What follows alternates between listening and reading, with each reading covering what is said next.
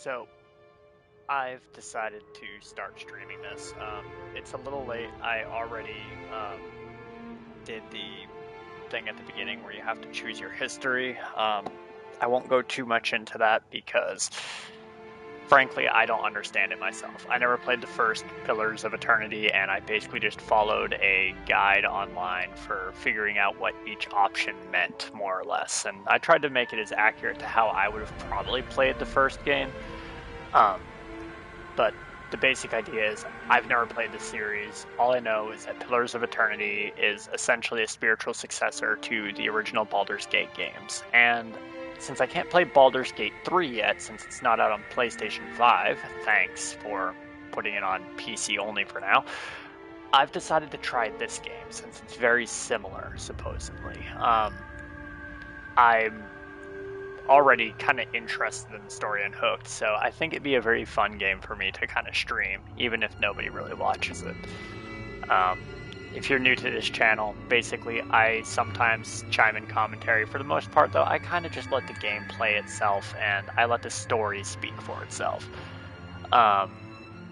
You won't hear a whole lot of commentary for the most part because I'm a quiet guy, but I really hope that anybody watching enjoys the show.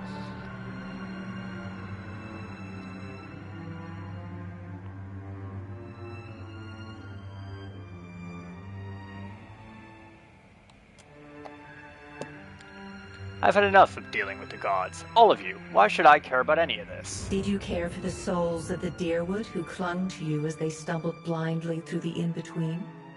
You are a beacon to all of the Lost, Watcher. Your soul gleams as brightly to them as Audra itself. For a moment, there is a glint in the blackness of her eyes. A flash of wondrous recollection. Those who have fallen in Aethys' wake are trapped inside him still. If you will not help them, who will? Of course, if that doesn't convince you, I can always return you to the wheel and find someone else to pursue him. Huh.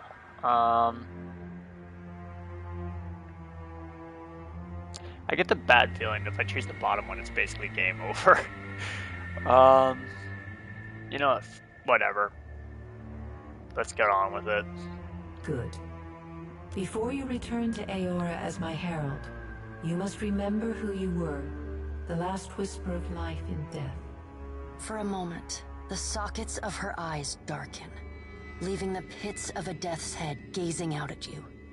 When you can picture your own face, the beyond will lead you back to your own kind, to the world of mortals.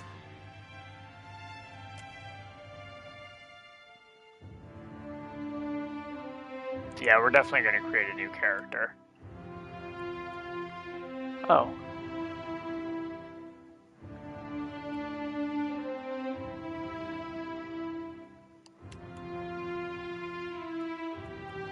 Let's see. I don't know anything about Pillars of Eternity, so this will take a minute.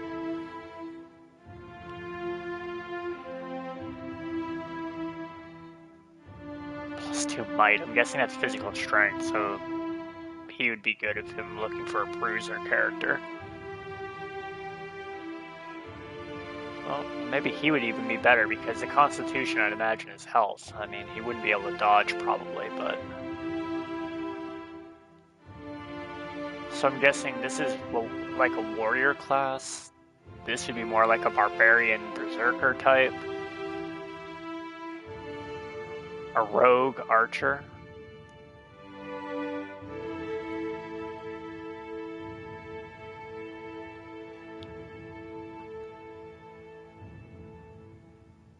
Huh. Like a mage?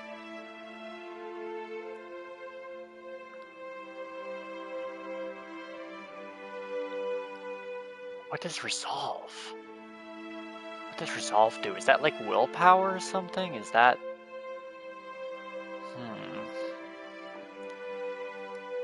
I'm gonna have to look this up because I actually don't know. Resolve Pillars of Eternity.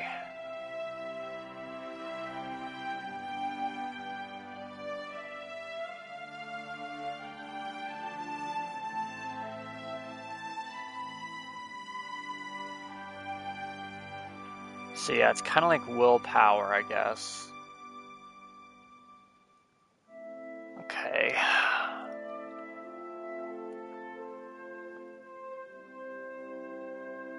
Okay, definitely not that one.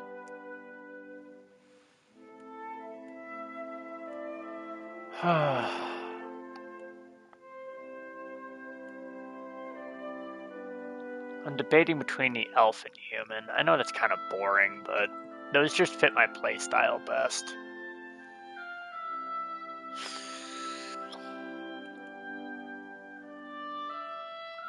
Let's do human.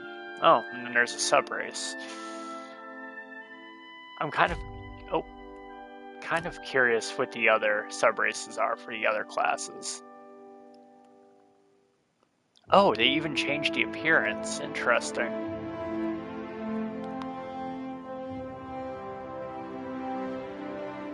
Oh, and each one has a special ability, kind of.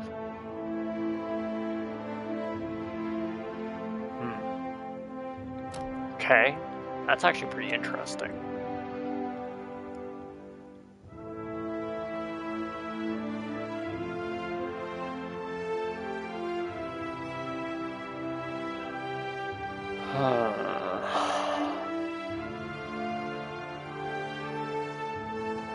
Okay.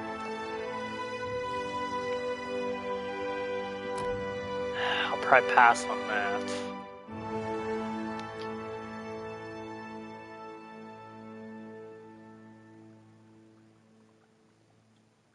Ooh, inherent resistance to burn and freeze.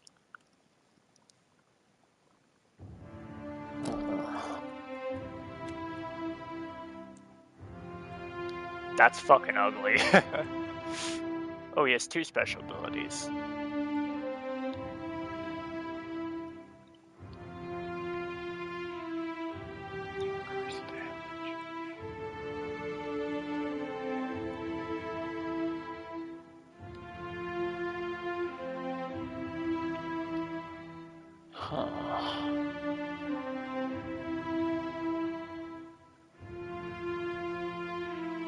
Okay.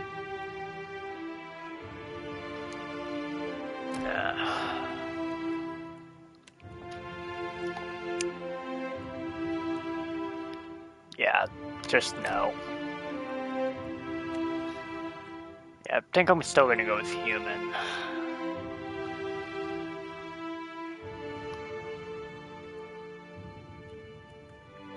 But all humans have the same abilities.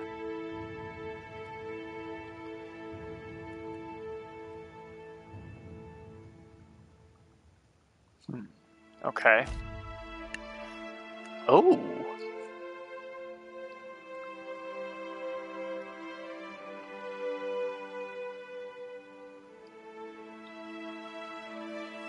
I'm a new player, so I probably should not multi-class.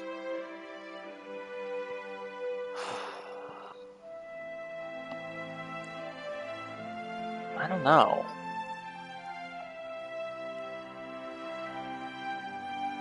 I guess I want to see what the classes are first before I make that decision. Let's see.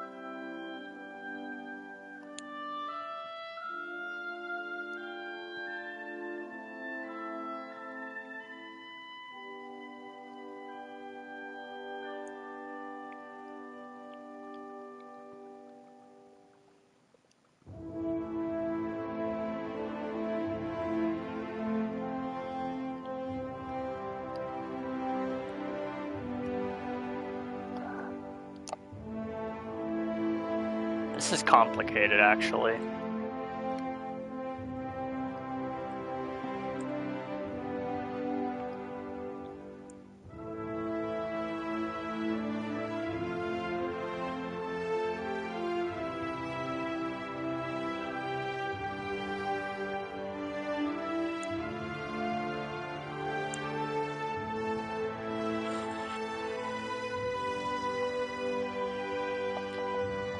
based on what I was reading, it sounds like multi-classing makes it more flexible, but single classing is more like brute forcing something, I guess. I guess I'm gonna go multi-class. I know it's not recommended for new players, but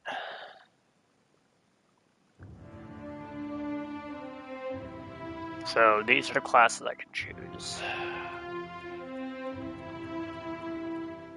Okay.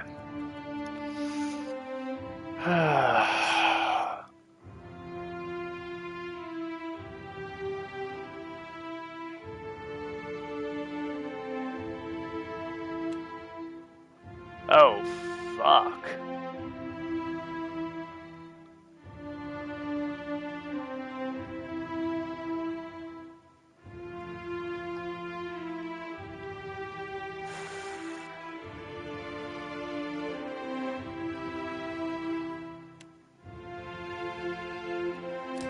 Okay.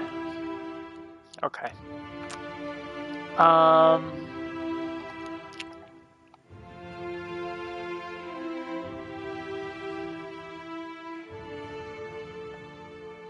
Definitely not.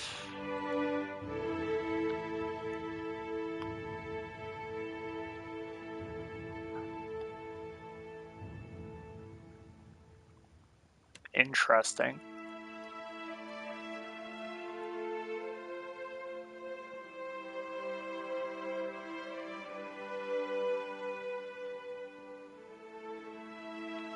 So is this like a...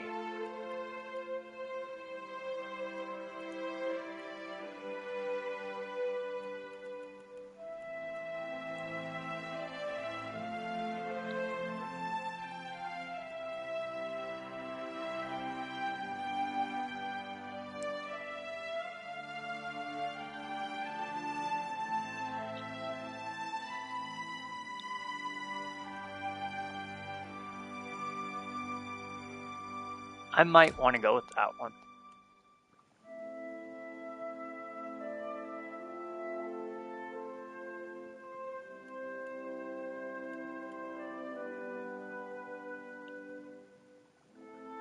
I don't think so.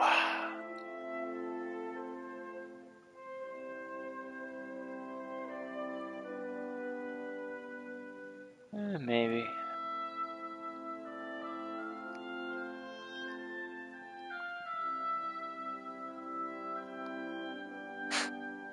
Maybe.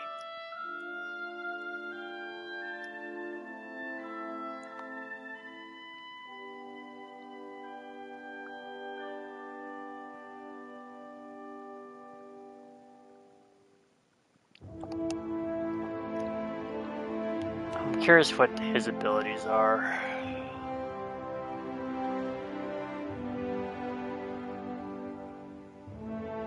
Oh, fuck.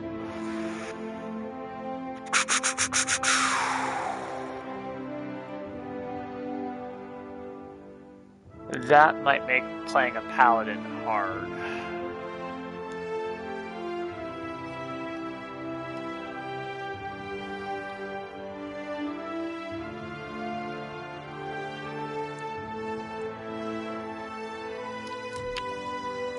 That's a big maybe.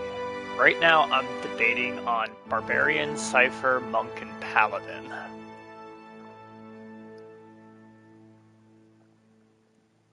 No.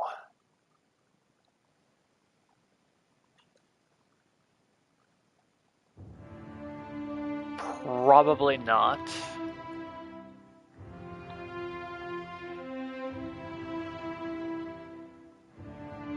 Nothing wrong with having a rogue character. I'm definitely not a wizard. No, I'm not going to be doing magic. Alright.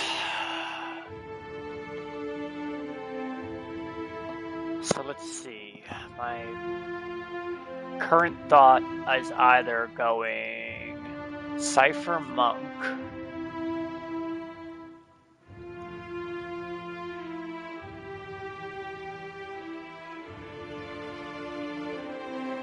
Rogue Paladin, maybe? That would be an interesting idea.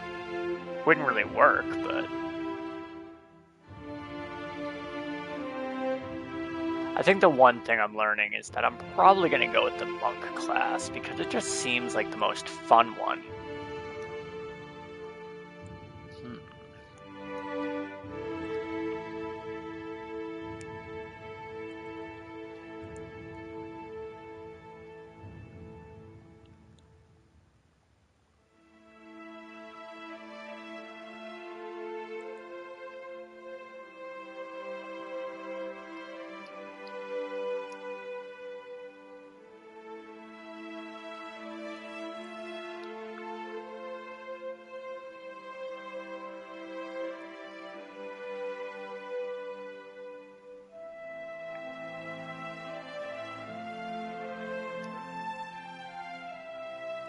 Yeah, I think I'm gonna go with monk.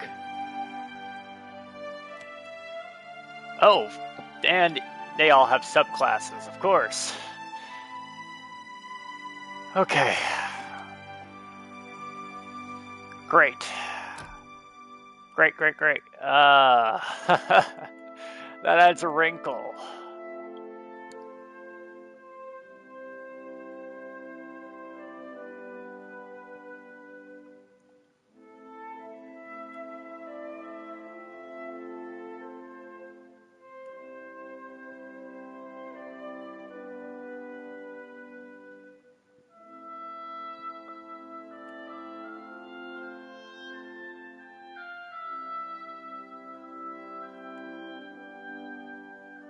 I think I just need to understand wounds better.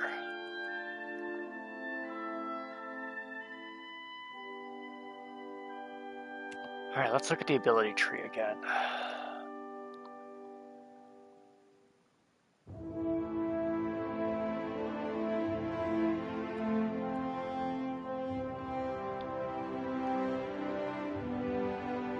What does the wounds thing do?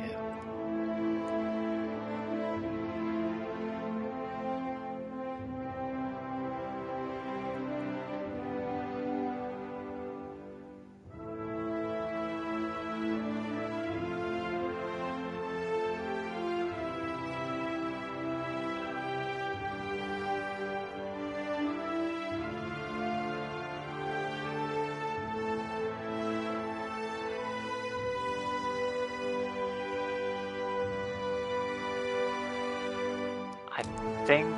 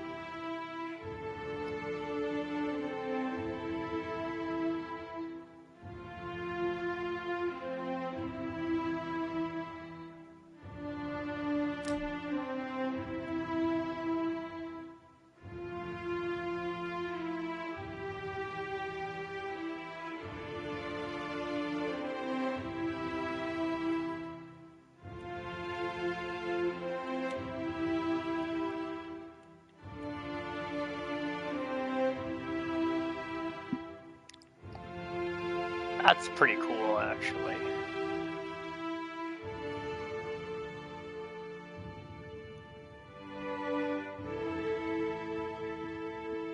Oh.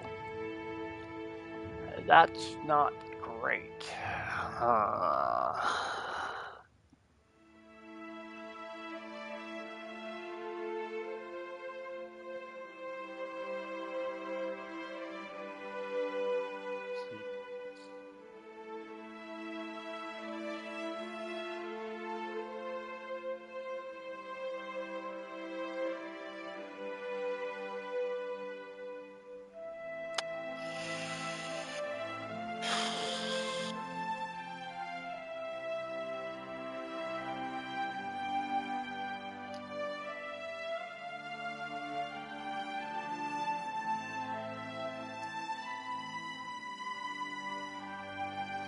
I don't know. I was thinking Forbidden Fist might be interesting, but... That ability just is not as good as I thought it would be.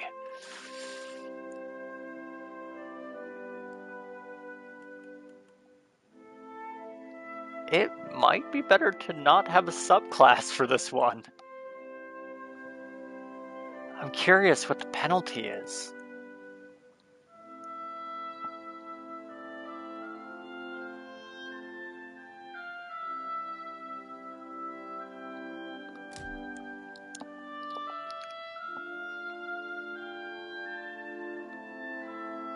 I just feel like it would make me squishy, and if I'm planning on doing the thief, like, I'm going to be pretty squishy to begin with. I'm gonna go with no subclass for now. If I change my mind, I will come back to it. Oh, I get one initial ability. Cool.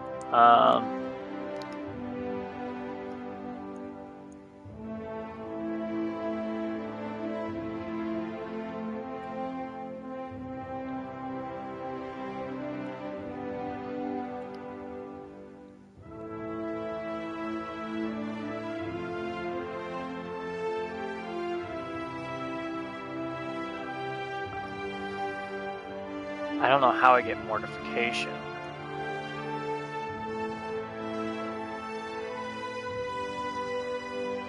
But I don't want to be a loud character.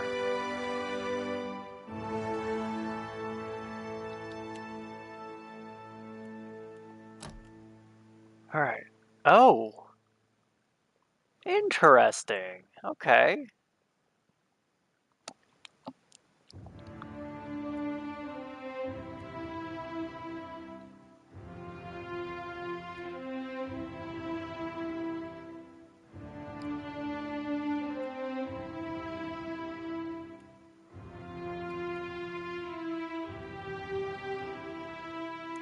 Shadow Dancer sounds friggin' awesome.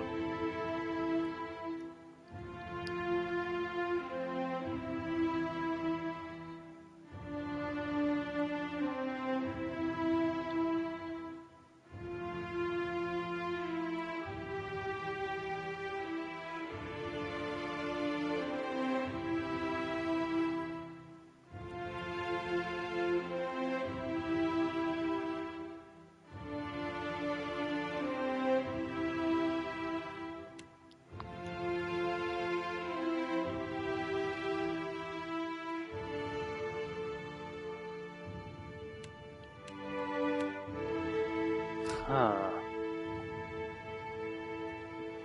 Maybe going the assassin route would be good?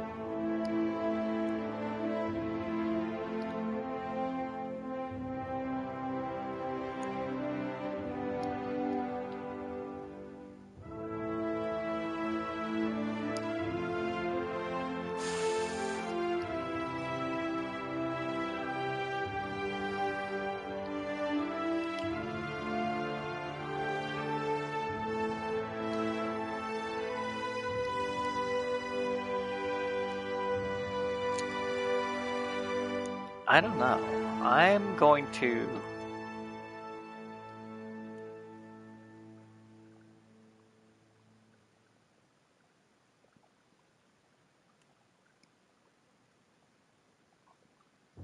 I wonder what that dazzling light thing is.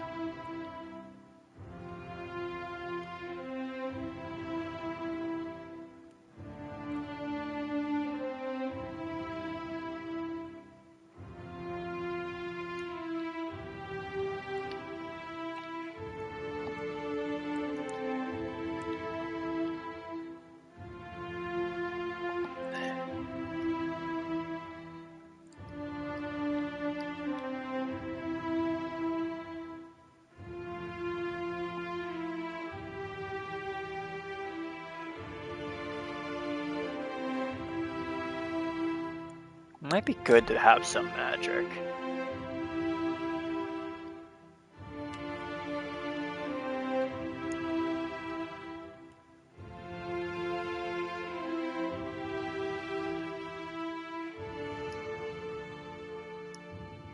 I think it'd be better to know how to escape, especially since I don't know how this game works yet. And I get 15 points. Okay.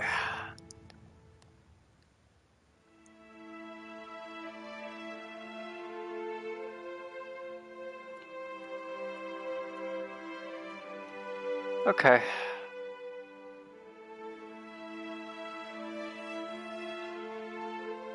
Oh, and I can take points away, too.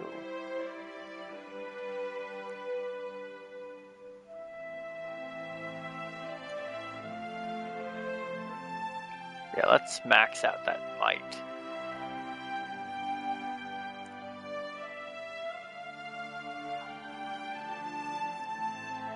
I'll definitely want good health.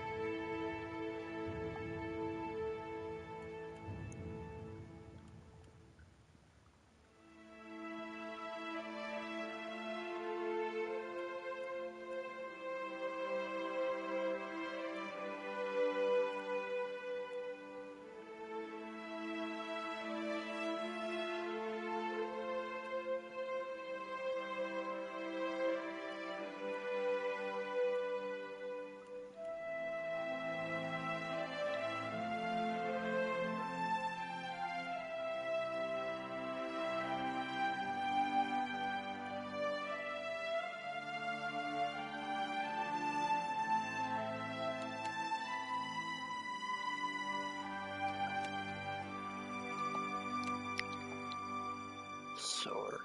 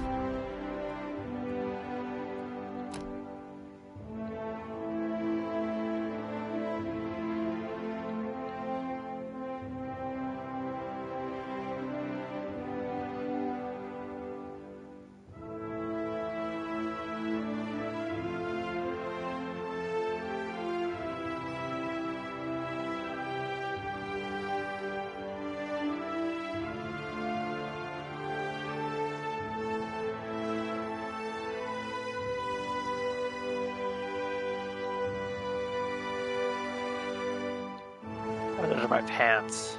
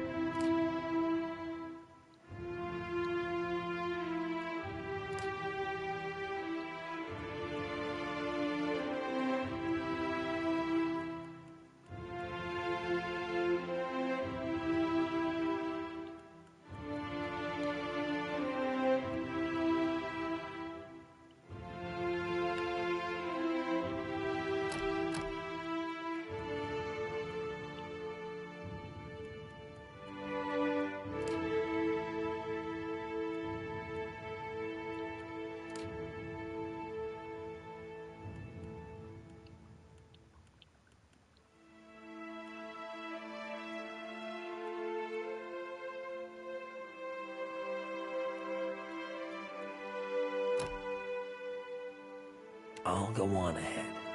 After him! Yeah! Finish them! Onward! Kill them all! I'll teach you a lesson! Take them down! For Strongjaw! Somehow it always ends in bloodshed. Slow and steady. Time to fist the wound! You don't want them to see me? Let's put an end to this! Another for the Queen. Like a shadow on water. I'm here. You seriously want me to lead? Oh, this is going to be an interesting night. Here we go. Like a shadow on water. I actually like that voice more.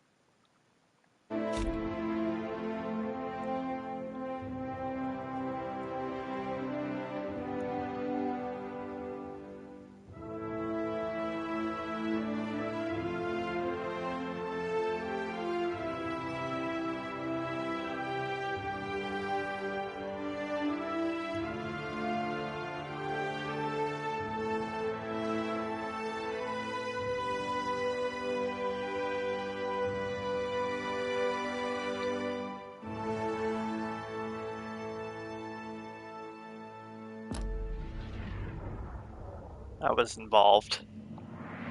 Go forth now, Watcher, as my herald. Know that I do not give you this title lightly. When the time comes, you will have the power to reveal the souls that cling to you. To open the gateway from the in-between to the waking world.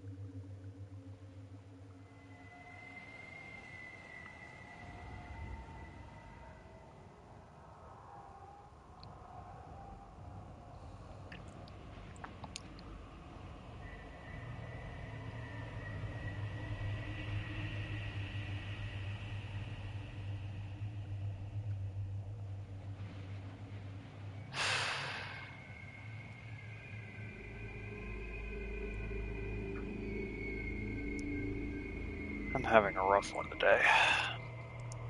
Find Aethys. Learn his plans.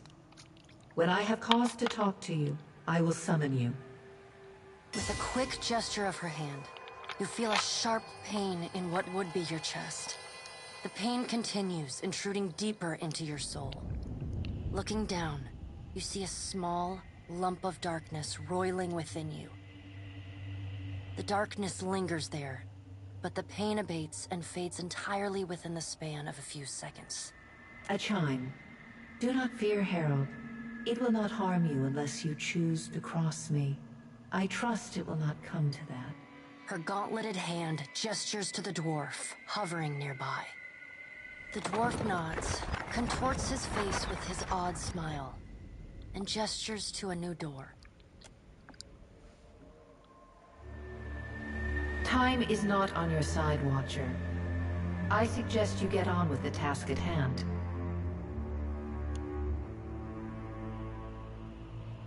The creases of the dwarf's face tighten into a smile as he gives you a courteous nod.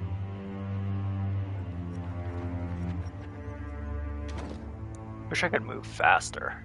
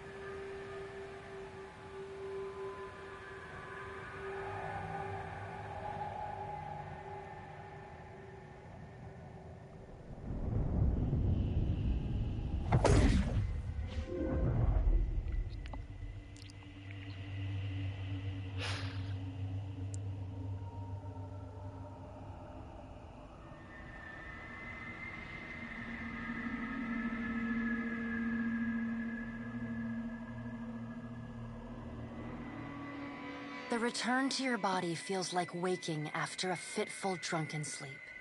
The rocking of the ship sends pain jolting through your limbs. Crashing waves hammer inside your skull. Adair watches over your body with a glazed look, taking long, even tokes from his pipe. At the first movement of your chest, he starts. His gasp, mid-puff, sends him coughing and straining for breath. No, there's no way. You're awake. What are you doing awake? How are you feeling?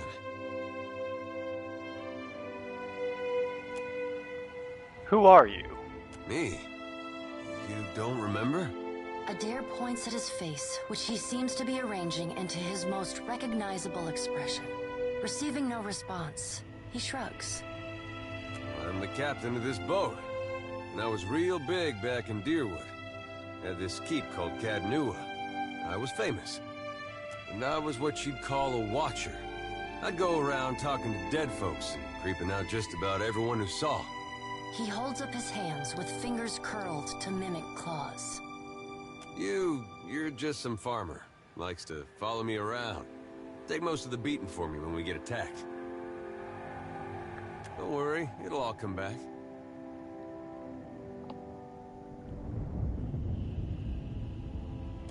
Really? I thought it was the other way around. Well, maybe it was you who was going around being a creepy watcher. I get mixed up easily. But that fortress was mine. I remember that. Anyway, you didn't answer my question. How you feeling? I'm in a lot of pain. That might have been me. I've been slapping you a little harder each day, trying to wake you. I never dreamed it'd work. Adair stares with disbelief at what would likely be his slapping hand, examining both sides. He shrugs.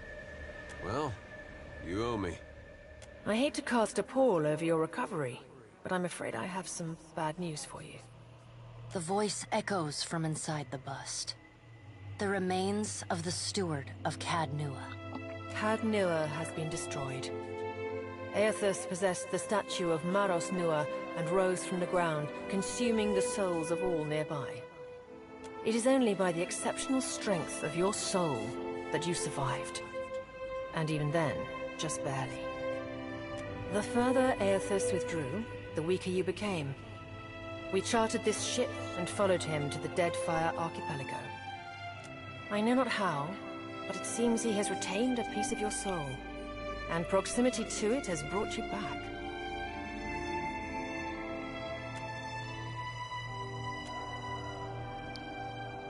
Misfortunes brewing topside.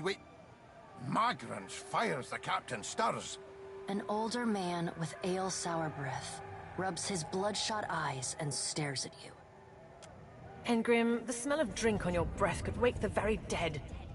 Now what's this about? Pirates. They're demanding parley with you, Captain. I know this is asking a lot, but you better arm yourself and get on deck. Should be some gear in there. He indicates a nearby wardrobe.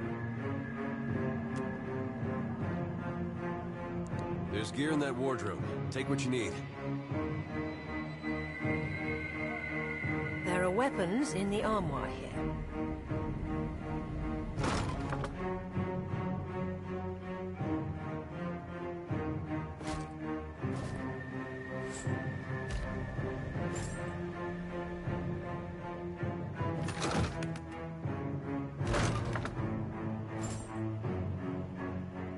All right, now make some use of it.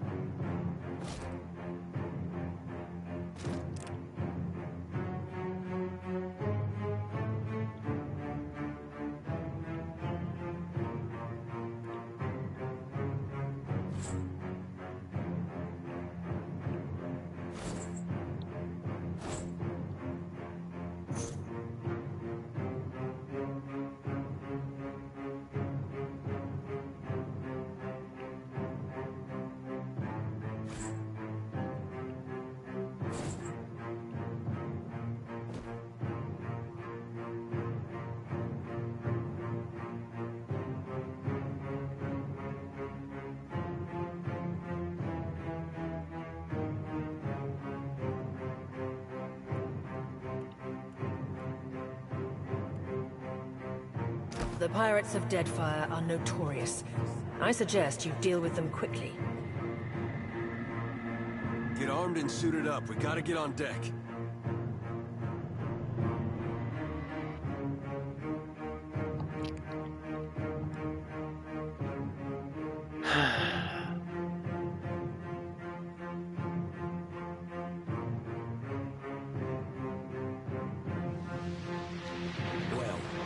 What have we here? A little sloop? Lost and alone in the storm?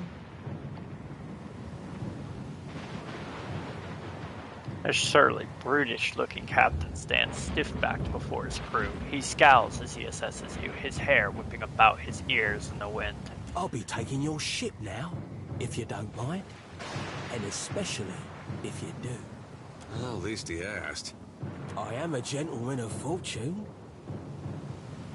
The captain shrugs in the sheeting rain before pinning you with a slow, murderous grin. Give her up easy, and I'll see you get a swift death. It'll be bloody and agonizing, sure. But at least it'll be quick.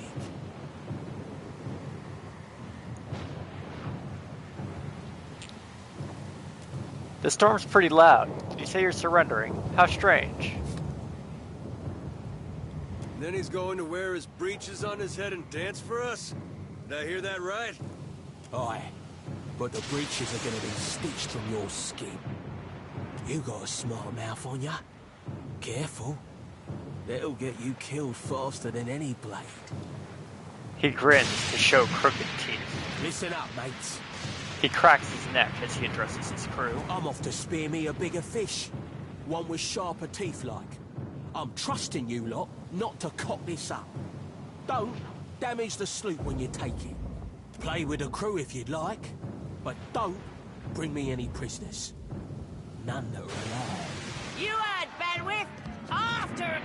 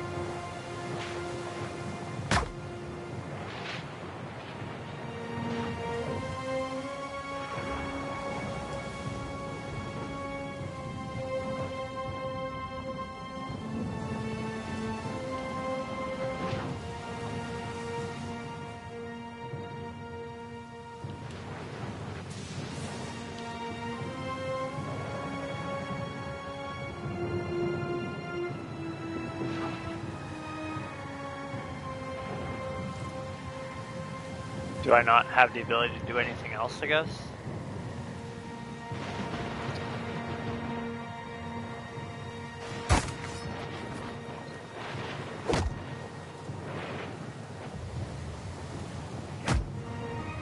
Oh. Okay.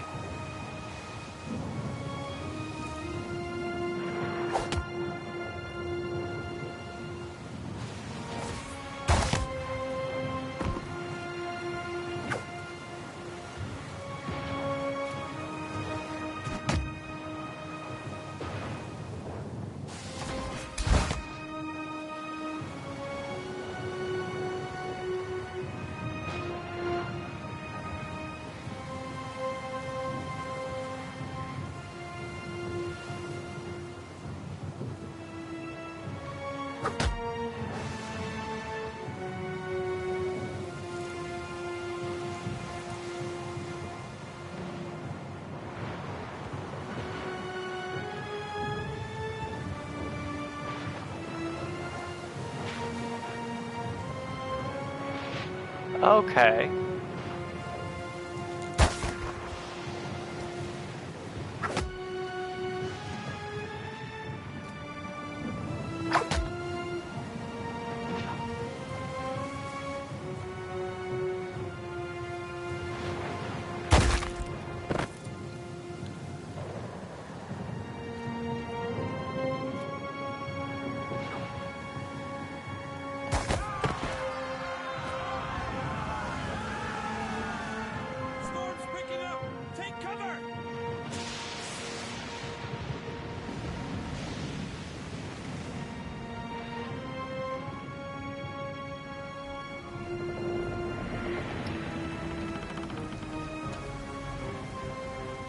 You've defeated the pirates, but you're not out of trouble yet. The storm picks up, lashing your ship and driving you dangerously close to a rocky shore. The Defiant's crew hurries to reduce sail and batter down the hatches. They work quickly, but the ship is still listing heavily. Just then, a loose crate tumbles toward you, gathering speed on the rain-slick deck. It misses you, but knocks Chitapek, one of your deckhands, off his feet. The Defiant heaves. Chitapek pitches over the side. He grabs onto the rail, but his fingers are slipping. He cries out for help. Meanwhile, the runaway crate totters over the edge of the deck, ready to plunge overboard. You recognize the symbol on the front and realize it likely contains the salvage from Caed Nua, your keep.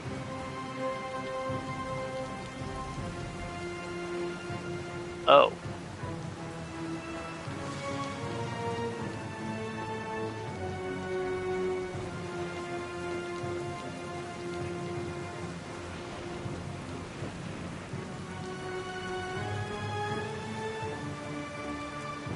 You grab Chitapek's arm just as his grip fails. For a tense moment, he hangs suspended over the roiling sea. Then, with a mighty tug, you pull him back onto the deck. You hear a heavy splash. The crate from Caed Nua is gone. Chitapek, meanwhile, nods in gratitude and hurries to his station. Meanwhile, the storm has nearly driven you ashore. A flash of lightning reveals a treacherous coastline and Yothus striding in the distance. The lookout barely has time to shout a warning before the Defiant runs aground. The impact hurls you from the deck and into a froth of waves, bodies, and splintering debris. You struggle toward the beach just ahead, even as the surf tugs you toward the open sea. You kick and paddle with all your might, until at last you feel sand between your fingers. Pulling yourself ashore, you collapse.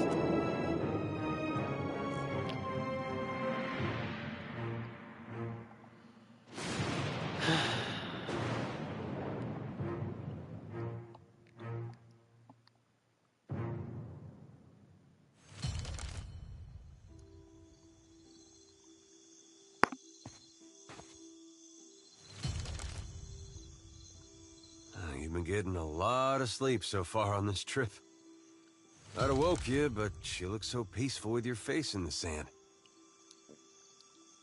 Ader runs his fingers through his hair and removes a strand of seaweed he finds lodged there.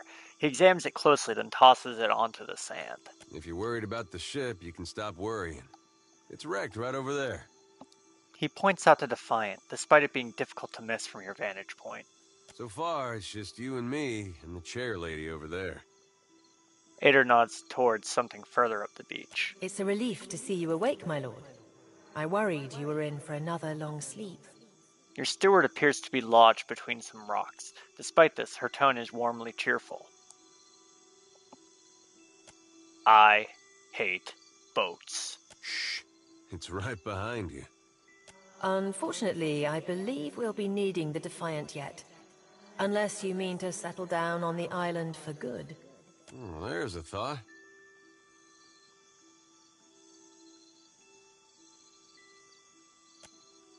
Any help here, Bareth? There's no reply, save for the calling of gulls and the constant crash of the water upon the shore. I'd shout for Aethys, but I'm worried he'd hear me and come over.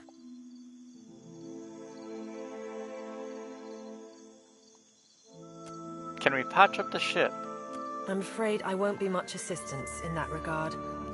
And not to doubt Master Adair's capacity, but even he would need supplies. That's true. Steak, especially. Patching the hull is only the start. You're going to need help getting the Defiant out to sea again. And a crew, for that matter. Let's see about the other survivors. And somehow we gotta get the ship repaired. I don't want to be paddling out of here on a salvage raft. For now, I'd say your best bet is to find some sign of civilization. If nothing else, we may be able to hire on a shipwright. My lord, if it is not too taxing, could you explain how it came to pass that you were returned to us?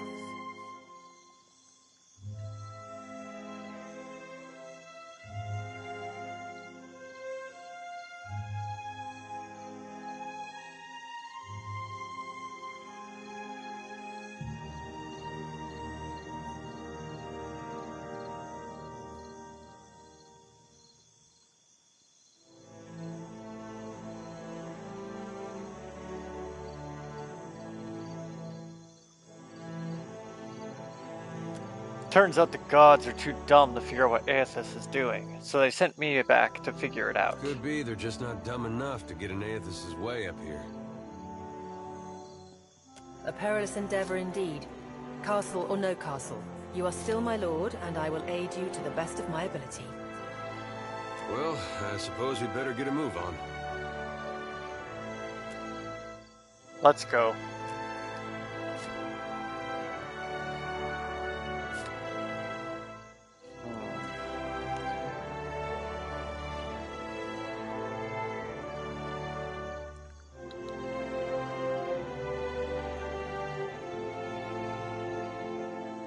Let's just make him a regular fighter. Well, don't see why not. I'm here. Easily. So many souls lost. Surely someone else survived.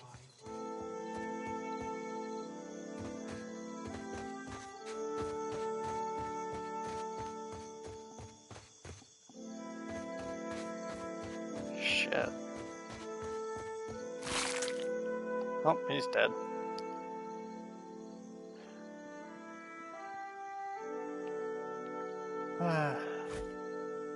This will take a wand. Definitely need a potion. I'll take all the money you got, yeah.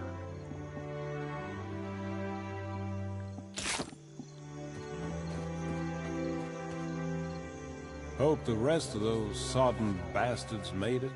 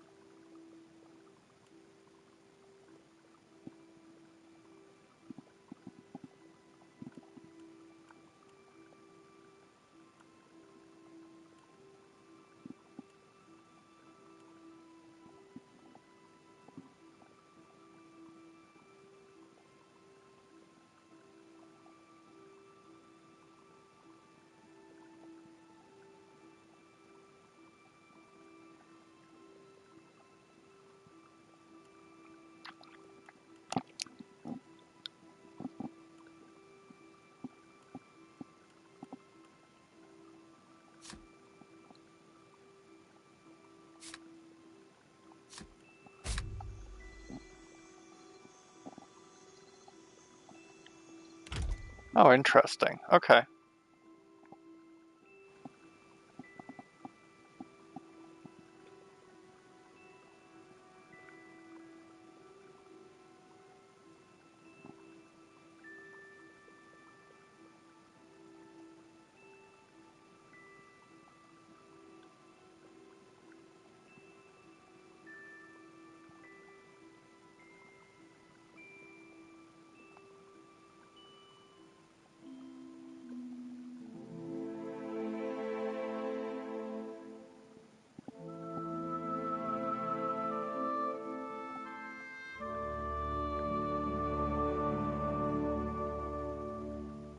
Okay.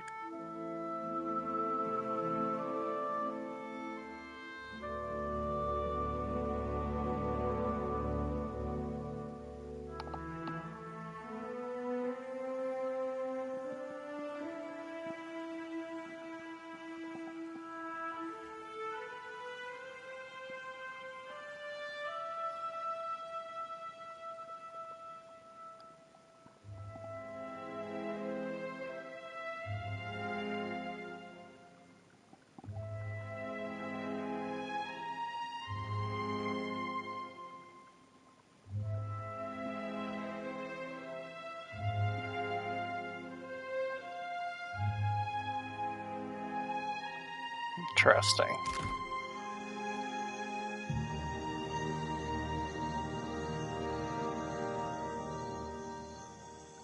What do you need?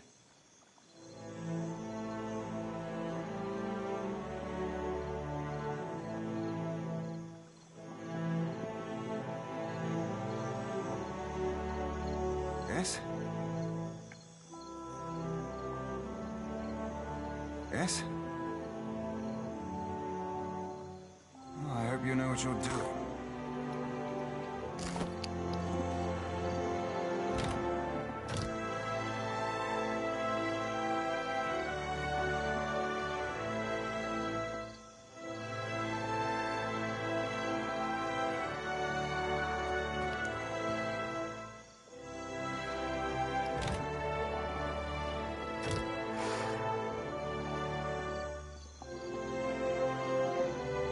What do you need?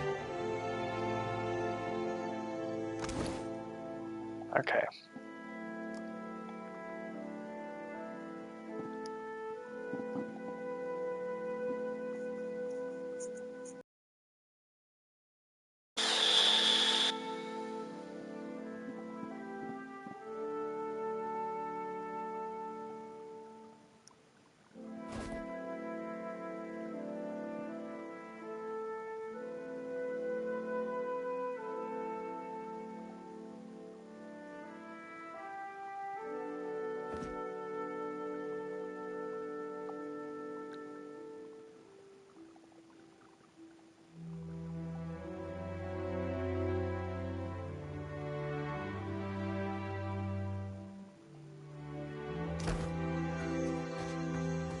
So many souls lost.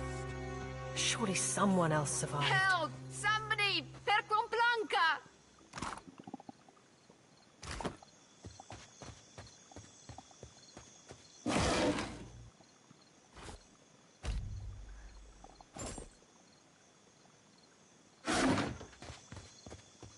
I'll see.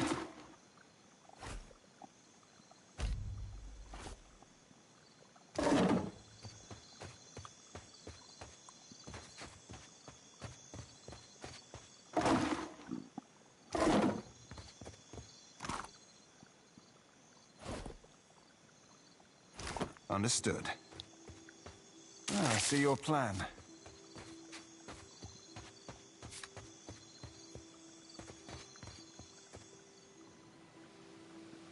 The Defiant is looking far worse for wear after its unexpected landfall.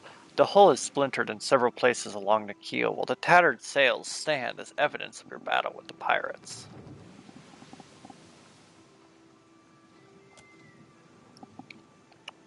The deck of the Defiant is well out of reach from here.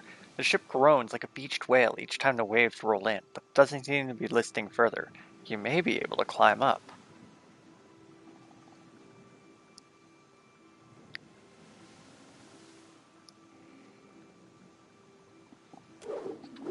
One good throw and the hook sails up and over the rail, catching firmly. A few tugs suggest that the grappling hook should hold fast.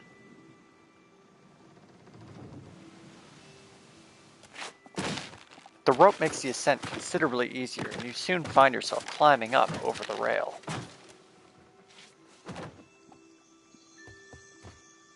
Easily done.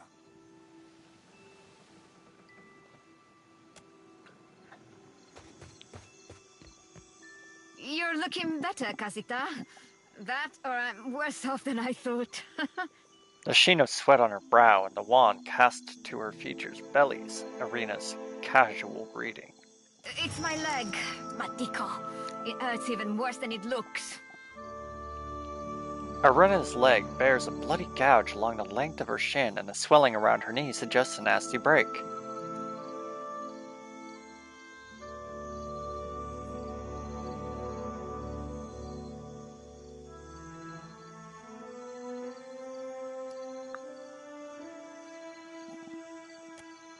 What happened? I was a stubborn Postanaga. I was trying to fasten this mess down when we struck shore. Barrel rolled right over my leg. Everything we've been through, and I'm nearly done in by a cask of rum. Have you seen anyone else? Funny thing, it's hard to see much from the underside of a barrel.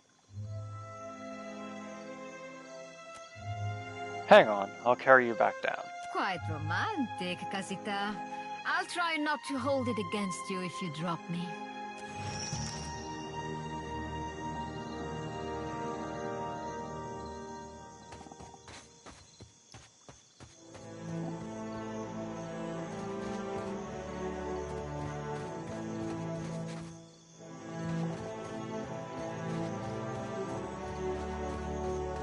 There must be other survivors out there.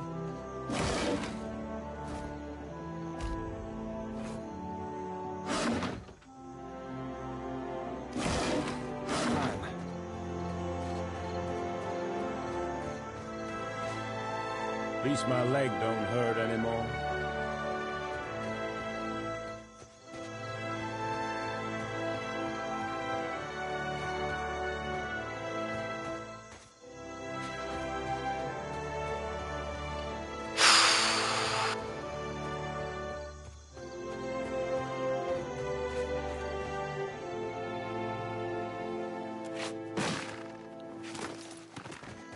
Is there anything else up here?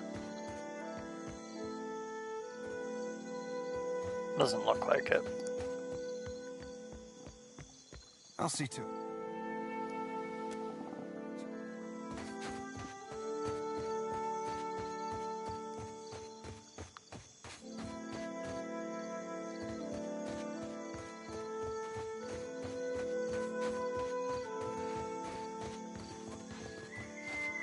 Hey, fancy seeing you here. The spirit's voice warps and shifts, muted as if by a great distance. Even so, he grins brightly at you. I can't see much of anything, really, apart from you. Just endless gray. What happened?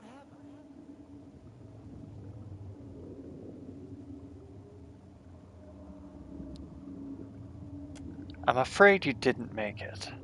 It's weird. I thought death would be different. Big light and so on. But I don't see anything at all. Just you. Beth charged me with guiding souls to the afterlife, so I suppose you're my responsibility now. Oh. Suppose that sounds nice enough. I'll follow you then, shall I? Come along then. The spirit falls into step behind you, radiating cheer. Still seeing ghosts, huh? I suppose you're stuck with that.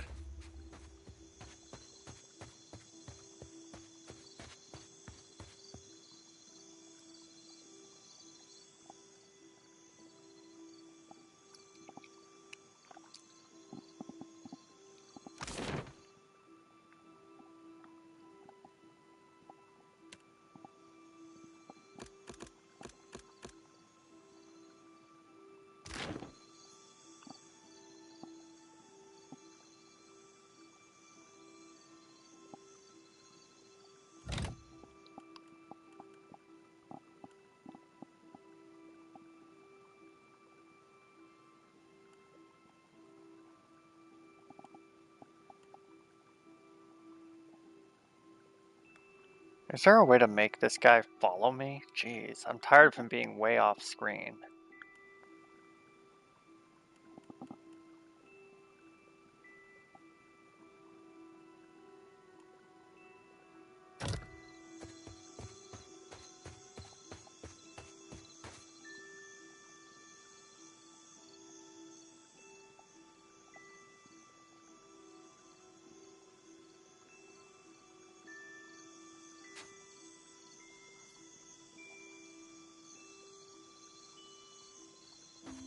Okay, he's coming. Easily done.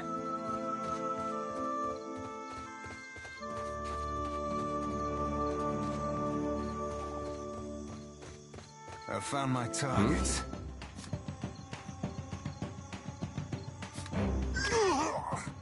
Hmm? Leave it to me.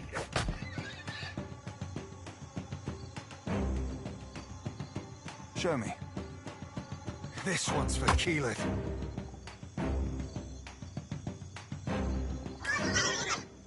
Yes?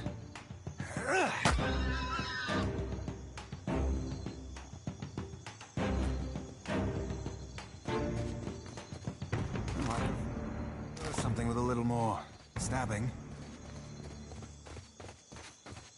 Watcher, over here. It is good to see you well, Watcher. I believe the Boers were hoping for easy meat. Chittapek greets you with a relieved nod and checks the pistol at his hip.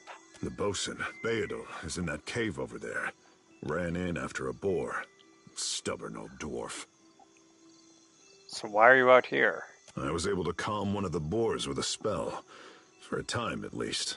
By the time I was through, I had lost sight of Beedle. I remained here, hoping he would return quickly. He has not. What happened? After we made landfall, you mean? I woke and Beedle was close by, swearing fit to bring Andra's wrath upon us a second time. We began to search for supplies. I came over this way in hopes of gathering some of that blood moss over there. I thought it might be of use. I imagine the boars had the same idea. I'll look for Beedle. I will make for the campfire. I must get this pistol cleaned if it's going to be of any use. Be careful in there, Captain.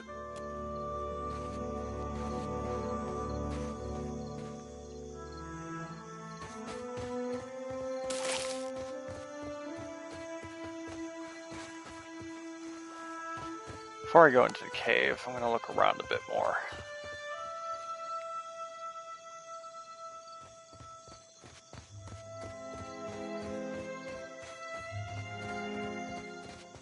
Spy! Magran, here!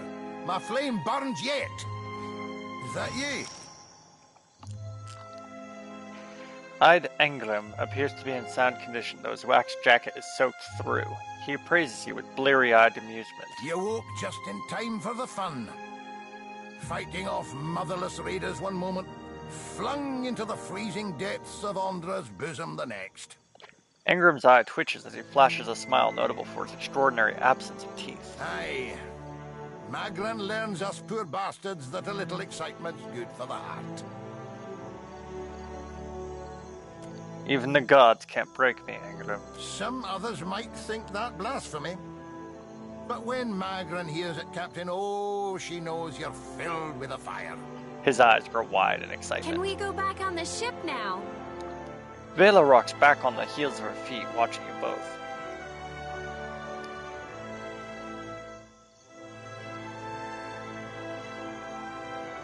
You're still drunk, aren't you? Dry as kindling, Watcher. His beard provides some cover for his smile, but his eyes twinkle playfully. Vela, don't let Engram be a bad influence while I'm gone. That's unkind.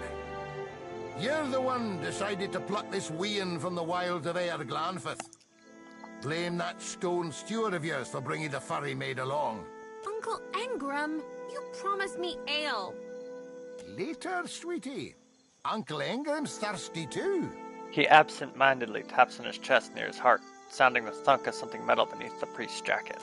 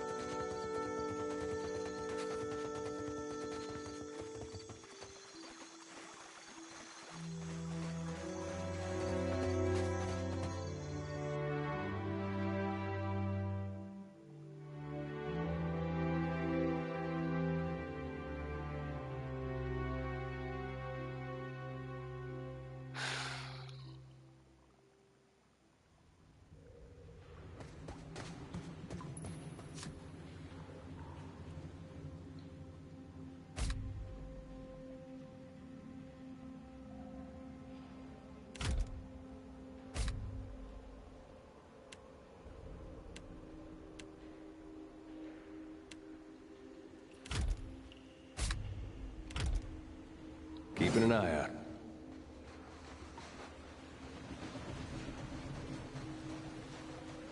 I guess we're not the first to head this way. I'll see.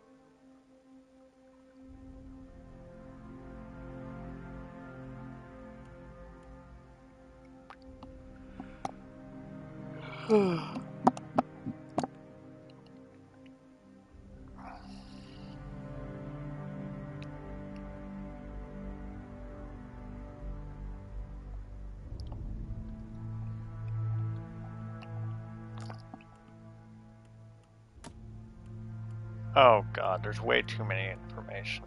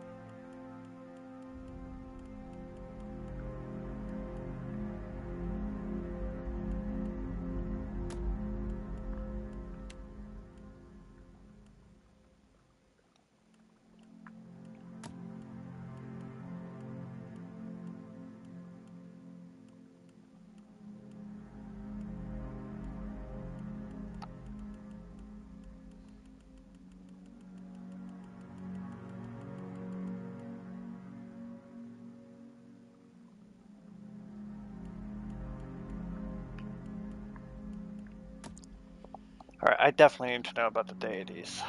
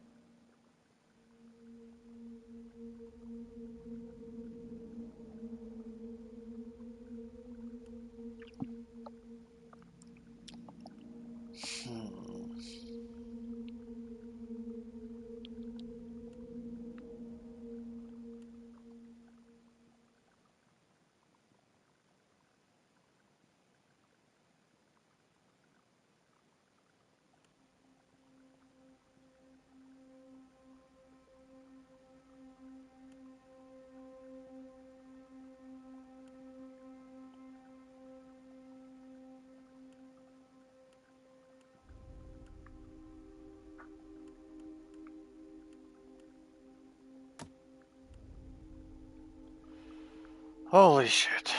Okay.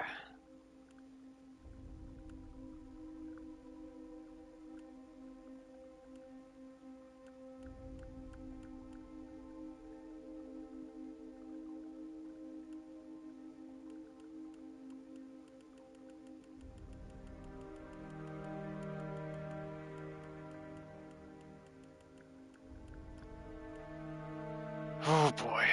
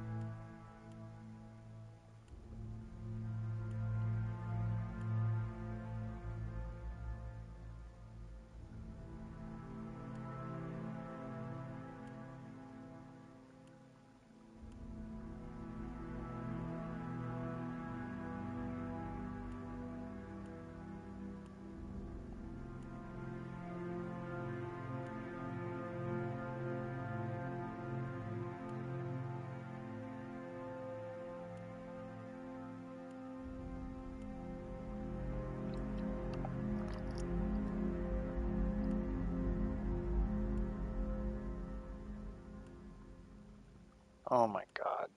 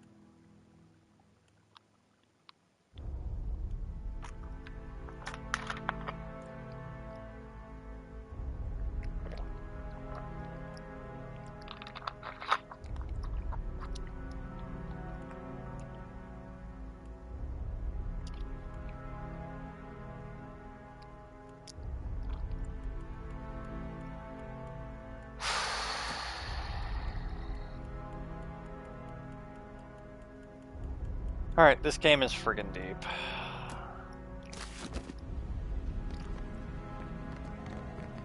But I love it. It's I prefer interesting. something with a little more stabbing.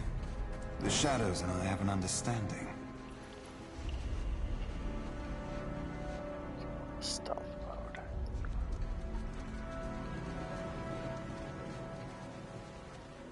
There's an enemy there.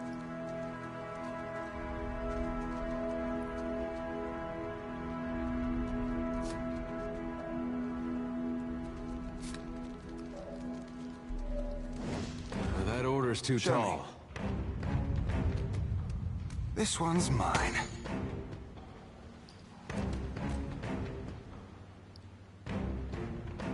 Hey.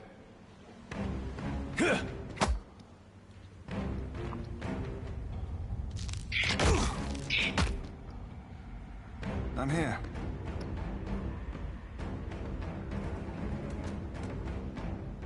Dagger, dagger, dagger. Yeah?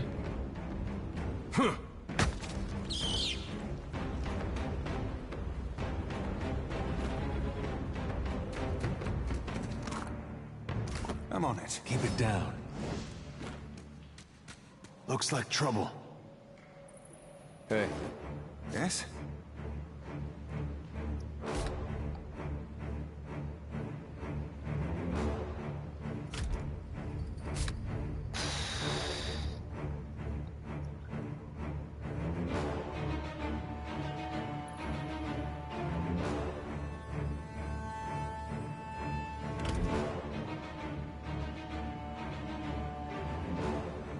Let's go this way.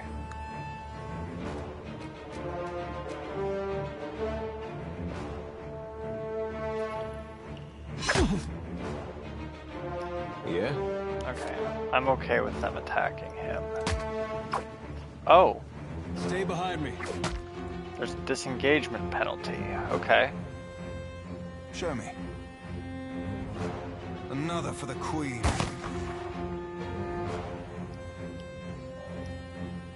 I need some help here. Okay. Guns are bad What do you against need? him. Right on target.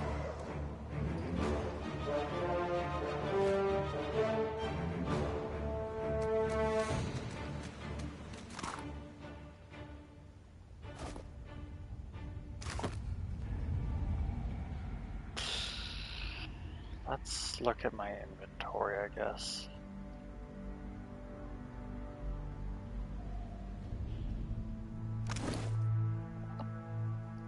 Okay. Let's put on the hat.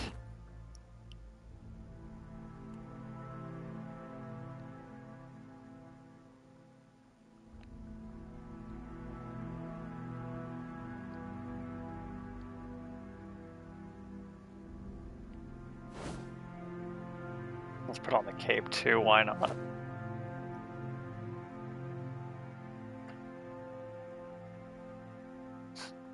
So stupid. Let's put on torch over here. Nope, can't do that. Let's put the torch in his personal inventory.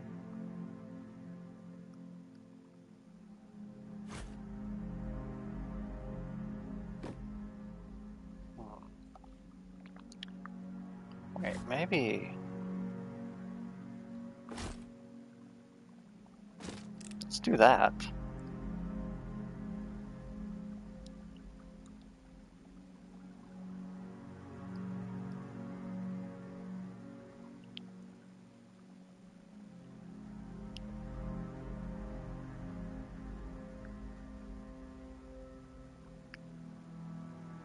Okay, let's check out there.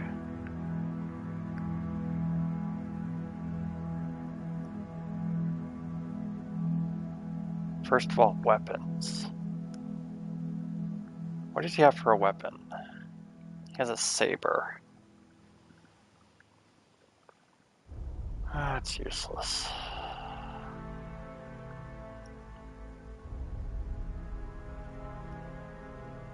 It's the same type of shield. Okay. Are these any better? No.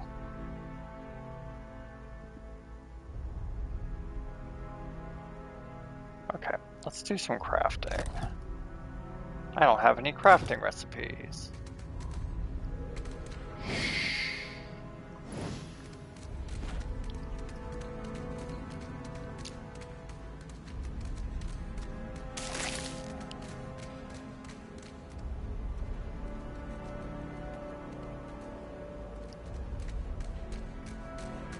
Easily. Yeah, we'll take those lockpicks. Take those pearls. I don't take the silver. It's dumb. Why wouldn't I? Yeah? Hmm?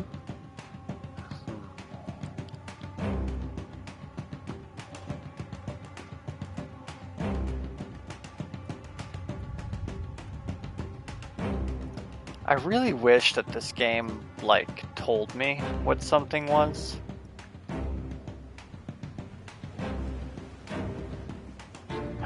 Let's run away. I don't want to deal with this right now.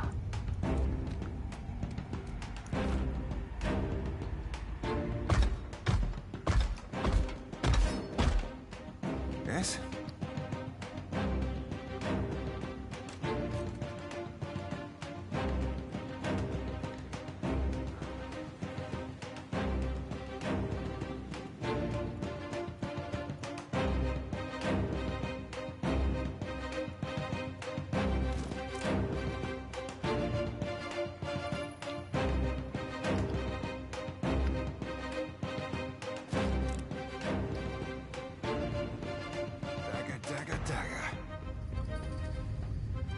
Hey.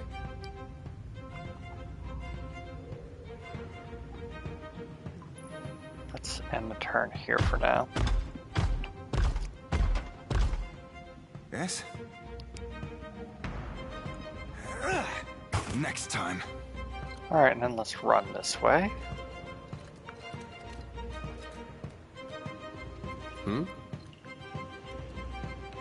Let's have you go this way as well.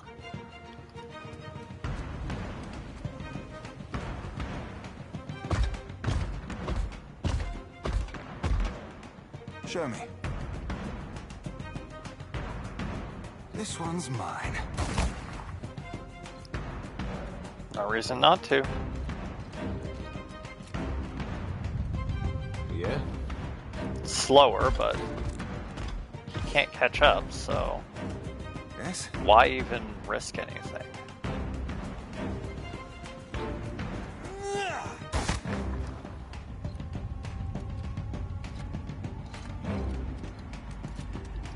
Hey. Yeah, I'll stand it there for now. I'm here. Dagger, dagger, dagger.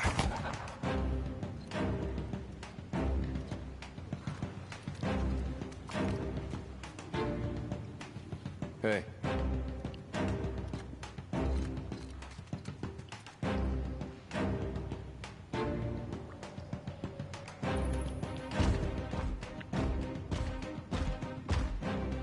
Show me. Killing someone? Hold, please.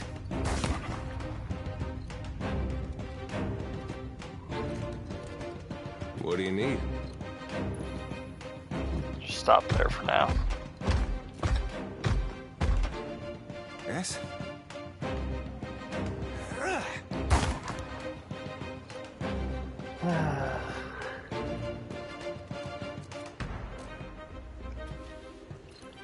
Hmm?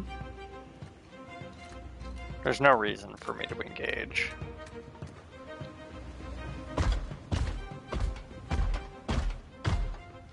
I'm here.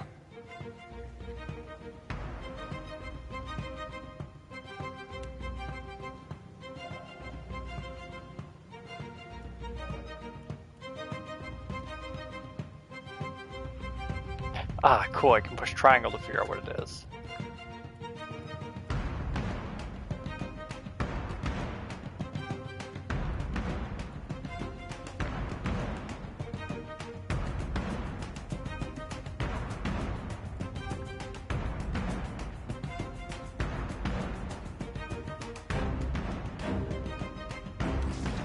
This one's mine.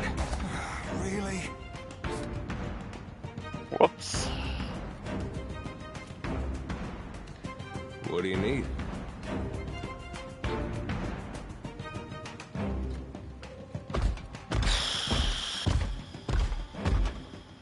I'm here. Killing someone? Hold, please. I have no reason to engage. What do you need?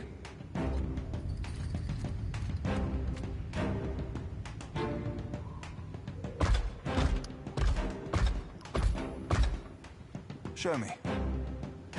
This one's mine. Missed. Never miss. Let's go this way, force him to come after me. What do you need? I'll hold that right there for now. Show me.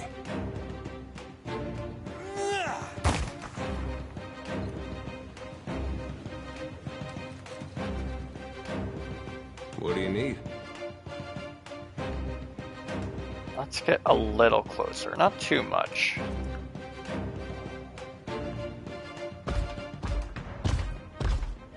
Shit, that was too close, wasn't it? Me. This one's mine. Okay. Hmm? And let's go this way.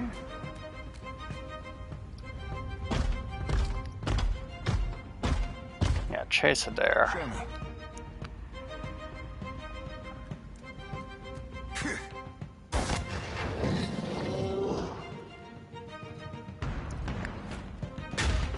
What's a metal killing machine doing out here by himself in a cave anyway?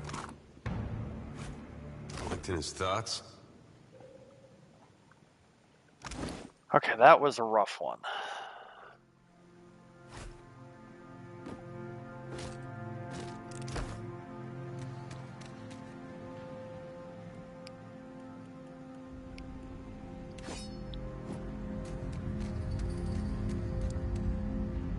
The shadows and I have an understanding.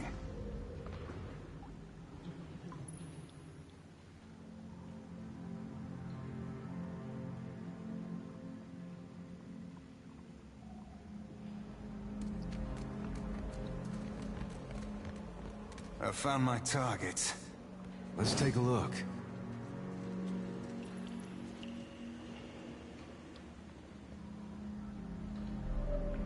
Hmm? Fuck. Yeah? I will figure out this combat Stay behind eventually. me.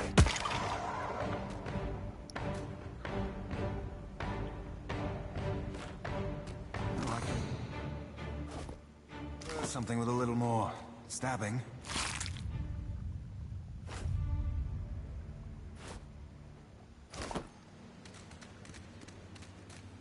Looks like trouble. Hmm? I'm on it.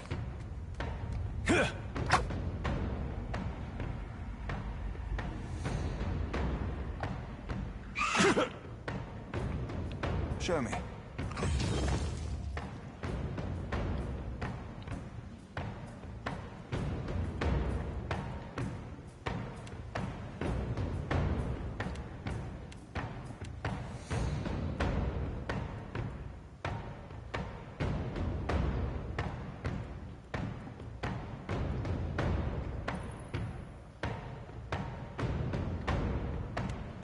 Dagger, dagger, dagger. Yes?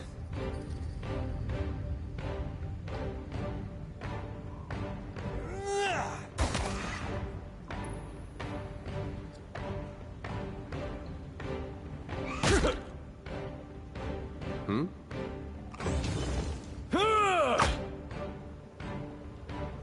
Show me. This one's for Keeler missed. I never miss. Hmm? Oh my god. Yes? Dagger, dagger, dagger. Are you shitting me? Come on. Hey. Not even close. Are you shitting me? Just hit the damn thing. Let's get started.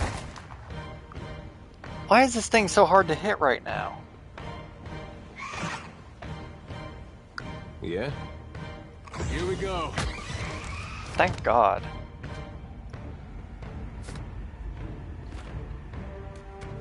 Oh, I see your plan.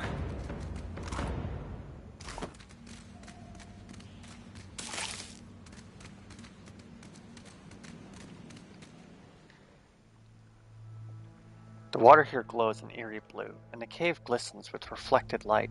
You can just make out an opening in the cavern wall to the northwest where the water flows onward.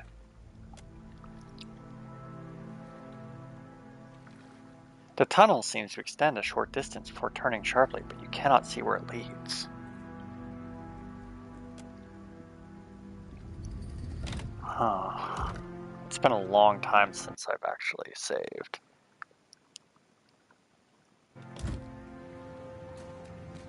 Just want to make sure I don't kill myself or something.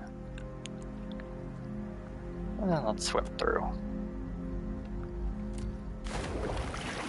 Each taking a last gulp of air at the surface, your party swims into the tunnel, following the cavern wall as it bends. Partway through, Adair starts to lag behind. Panic sets in as the remaining distance becomes clear. Jake returns to help, pulling Adair forward to safety.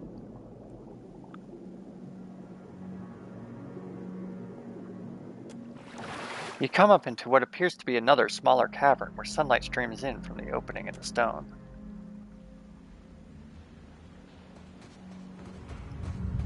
I'll see to it.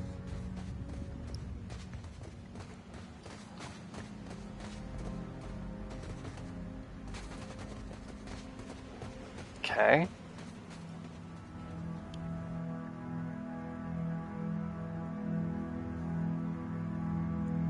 Where did that take me?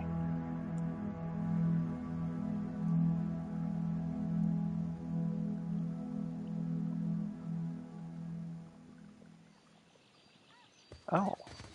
Told him not to bring that thing in there. Didn't like the look of it one bit. But no one daren't speak poor of his precious animancy tech. The ghostly figure paces the length of the small outcropping with quick, deliberate steps, muttering to herself all the while. Her long cape flaps with the wind that blows from the in-between. Special gift from his contact, he says. Now it's acting all weird. Gives me the damn creeps. You feel it too, right? Like it's looking straight through you? She turns piercing purple eyes on you. She shakes her head and resumes her pacing. Came out here to get away. Couldn't stand it staring at me anymore. Then... Oh, my memory's fuzzy. Anyway, you want a Benwith's? Haven't seen you for, but he's been bringing all sort of new folks on lately. Can't hardly keep track.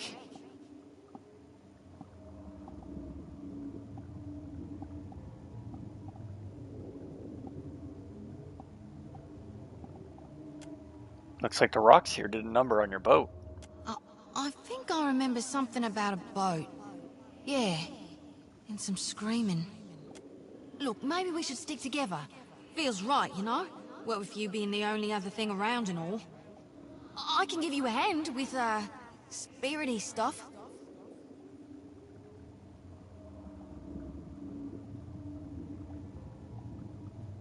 No kidding. I've always wanted a ghost friend. And I've always wanted to be a ghost.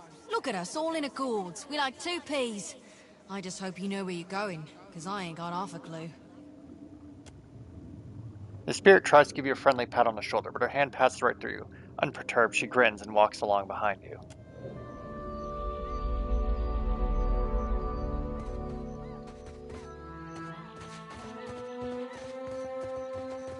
Easily done.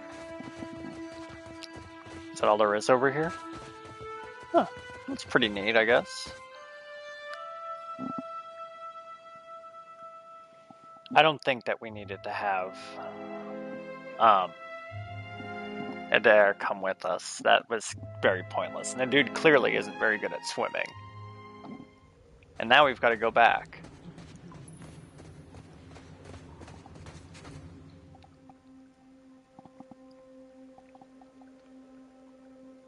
The pool is still and quiet. Having made the arduous swim once already, you are fairly confident you can find your way back.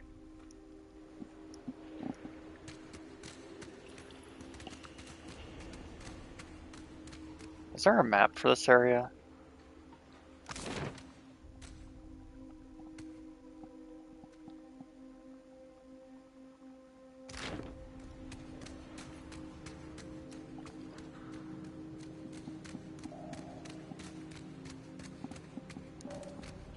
I don't think I've gone this way yet.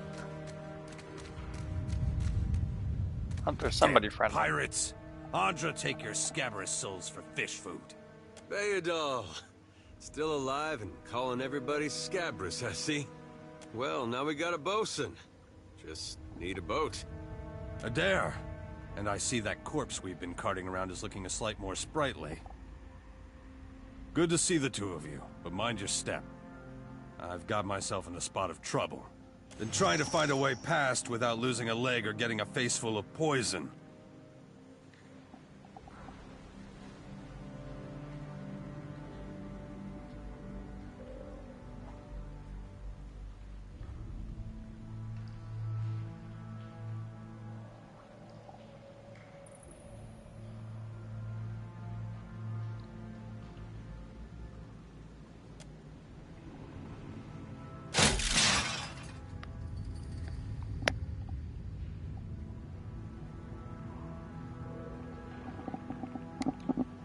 You wreak havoc upon the traps to the tune of snapping metal teeth and clattering darts.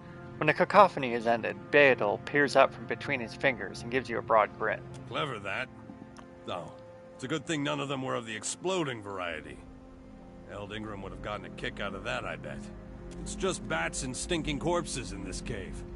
You find anyone else? He gingerly sets his weight on his injured foot, grimacing. We've got a campfire going on the beach. Then I'll head that way myself. See you on the beach, Captain.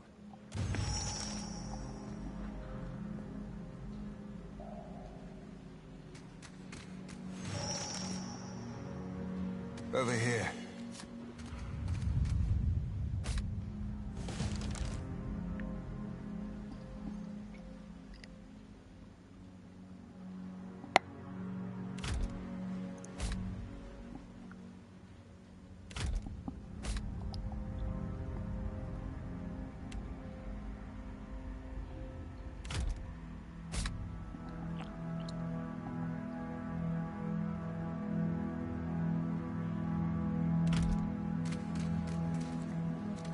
I see your plan.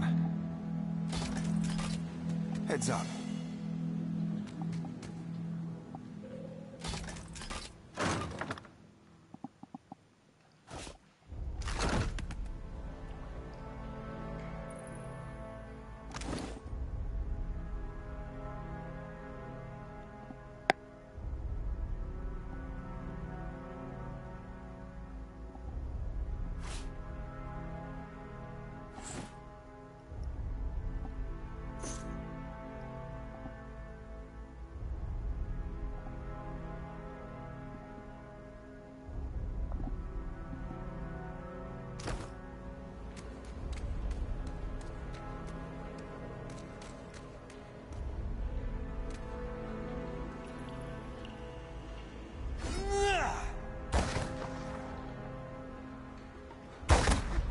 Easily done.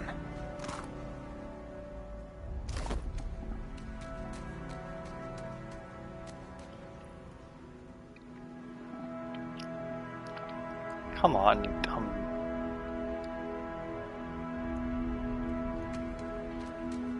dumbass.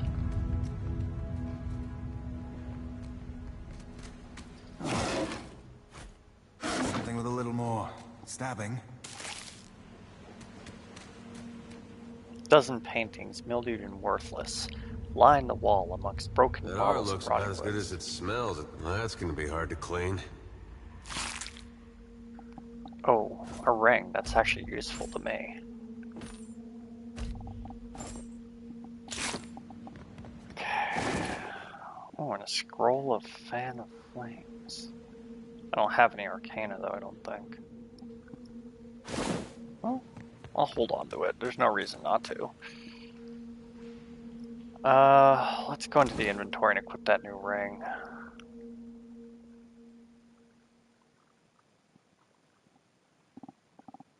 Gives me +5 fortitude, reflex, and will.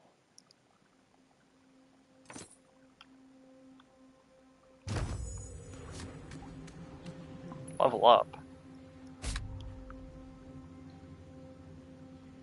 Cool.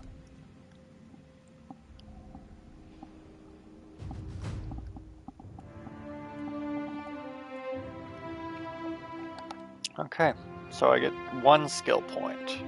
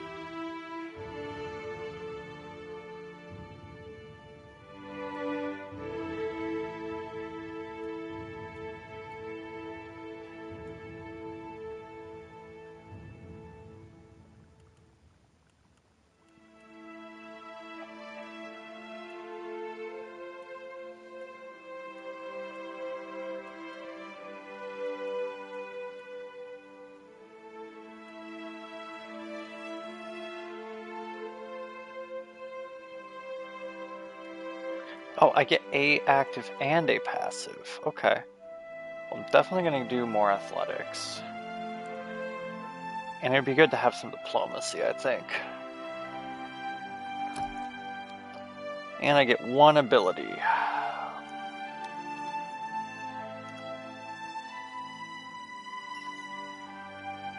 Having a passive would be good.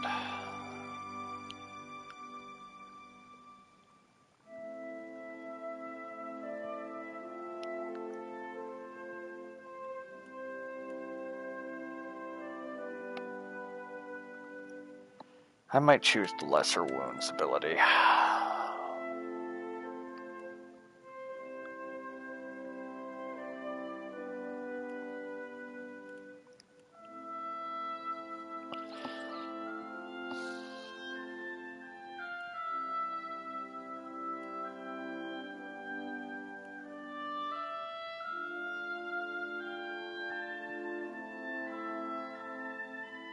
That would be useful later.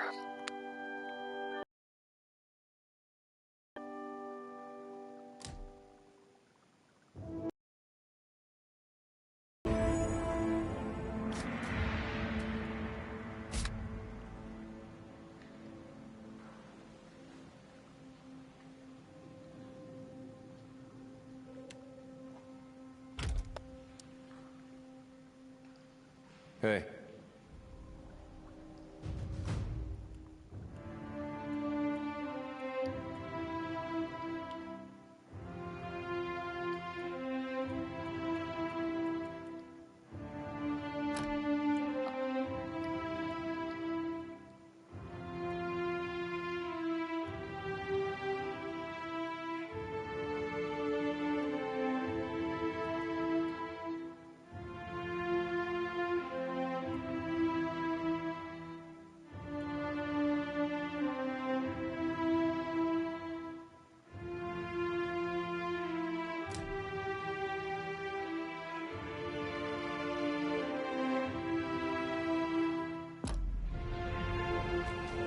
Yes?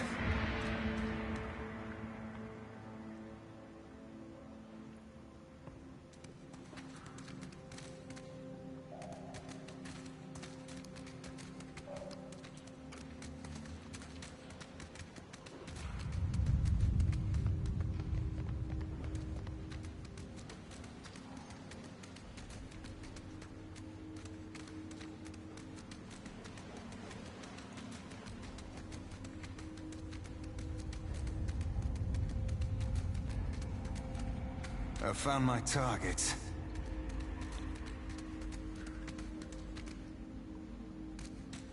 I'll see to it. I am your eyes and ears.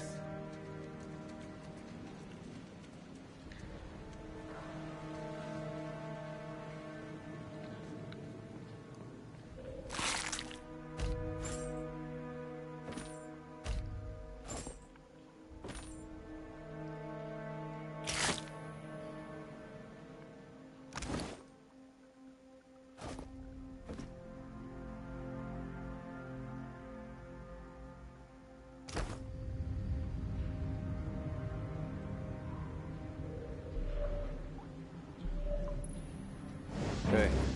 I'm here. This one's mine.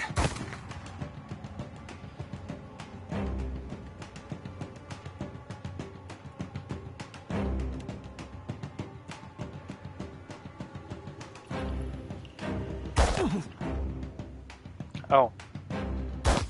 Oh. Yeah? This could be bad.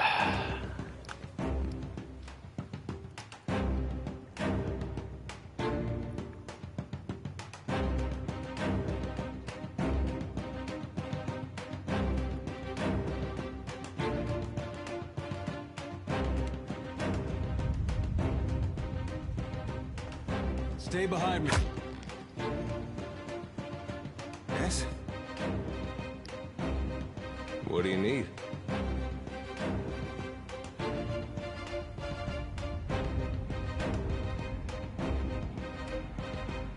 Show me. This one's for Keelan. This one's mine.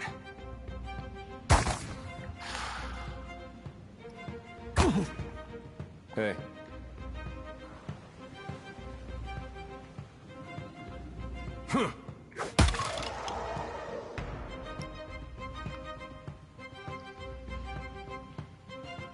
Sure.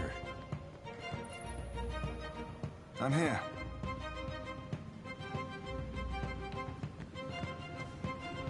Killing someone? Oh, please.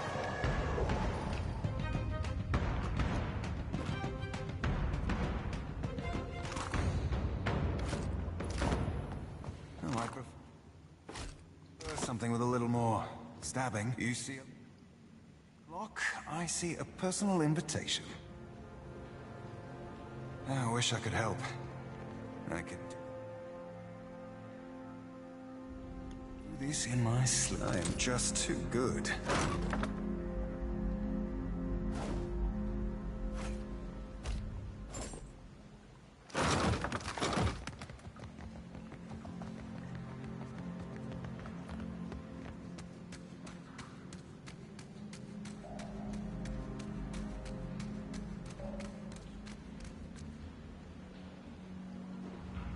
Easily done.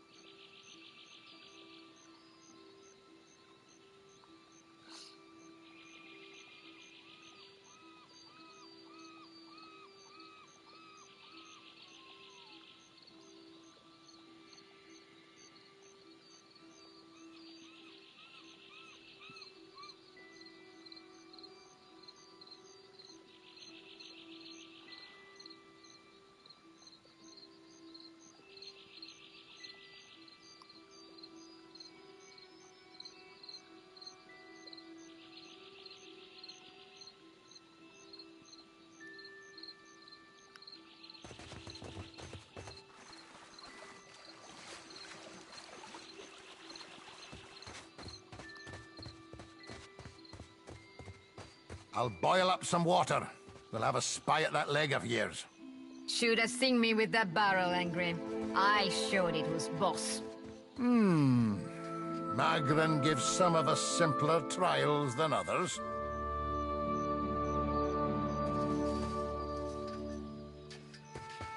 I suppose we are lucky to have found land. What a mess. We'll be needing help getting the Defiant off the ground.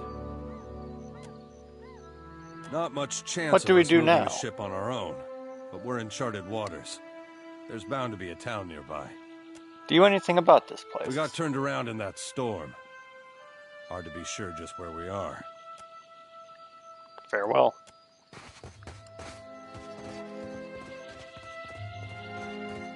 Good news, Captain. I found some supplies must have washed ashore. Even better. I've located some spirits. The mundane kind, I mean. Nothing that requires your talents, Watcher. His eyes twitch and twinkle in delight. Have you seen any other survivors? Not a one. We've come away from this one limping, Captain. But we live to see the next battle through. What do you think we should do now? It's just the lot of us now, Captain. You'd best head into town, see about supplies and repairs. I'll keep an eye on the ship. Do you know anything about this island? Kith here. I ken that much. Means we're a sight better off than we could be. Of course, it's surely pirate territory. They have a number of bolt holes out this way. I'd nae be surprised if that cave up north is one of them. Could be they lie in wait for us, even as we speak. A twinkle in his eyes belies his foreboding tone.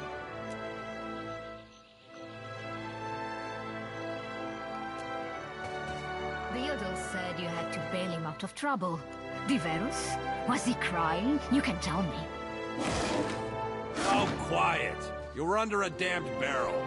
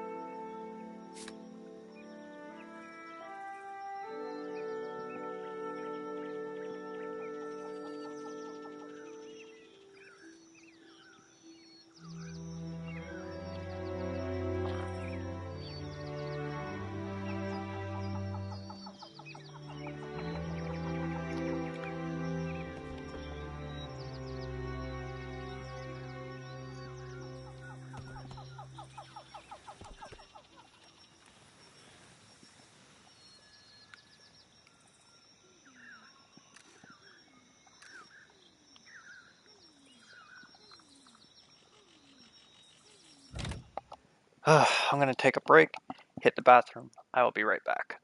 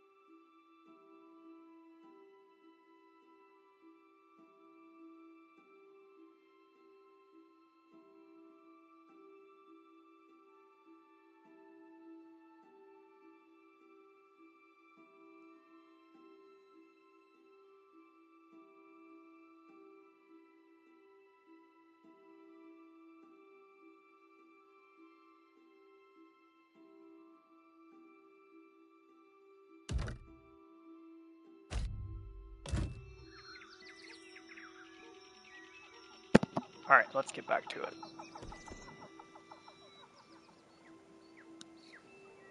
In the distance, you see a simple wagon. The angle at which it rests on the road, one side jutting above the other, suggests it has been damaged or disabled. Even from your vantage, you can make out kith milling around it.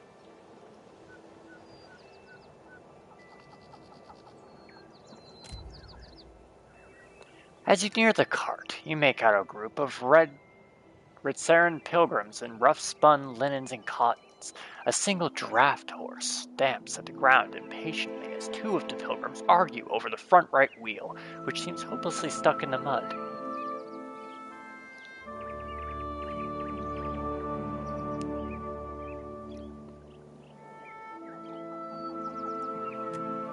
One of the pilgrims notices you.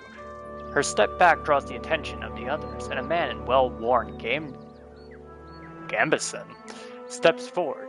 The weight of deep concern hangs on his face. Did the dreams bring you here as well? The other pilgrims look to you with a mix of apprehension and hope. Dreams. We are farmers, come from Red Saris to work the colony fields here. We're believers, all to the one, in the light of Eothas. The other pilgrims nod fervently in agreement. A woman with a smiling baby lifts the infant's head to wave. We've been having dreams, 3 stars sailing through the sky, piercing the black of a storm cloud. Figured it must be him, Eothas, calling to us, so we came here, to the place we saw in our dreams. The pilgrims look around, matching their sleeping memory to the present. We saw the giant pass with 3 stars on his brow, but... He sighs and gestures to the wagon stuck in the mud. Sad to say, we could not follow him. Wheels stuck as it gets. Wheels stuck as stuck gets. None of us are strong enough to lift that corner up to get something under it. More than one of us tries, and we just get in each other's way.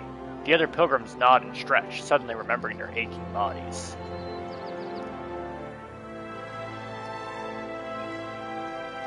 Let me take a look.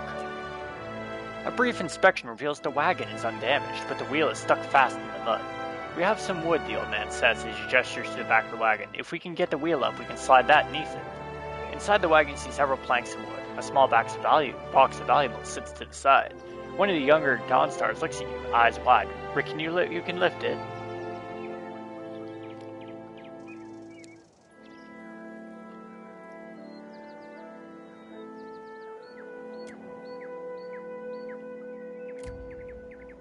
You hop into the wagon and take a moment to examine the boards and shift them around. You take the opportunity to deftly slide the small box into your back.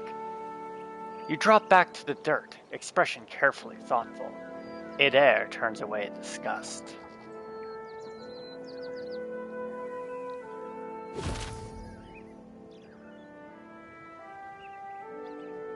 May as well help them out as well.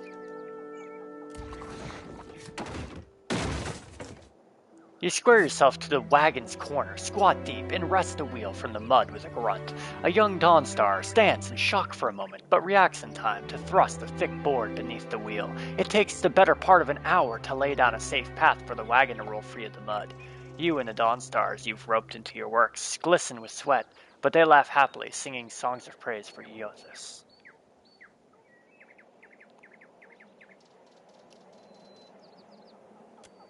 Smiling, their leader presses a small pouch of coins into your hand. We appreciate the help. Without you, who knows how long we would have been stranded out here. They begin to prepare their wagons as you take your leave. The old man calls out to you as you go. Take care of yourself and your soul, traveler. Whether you came for Eothas or not, we know in our hearts that he has come for us. Damn, I shouldn't have stolen all their stuff.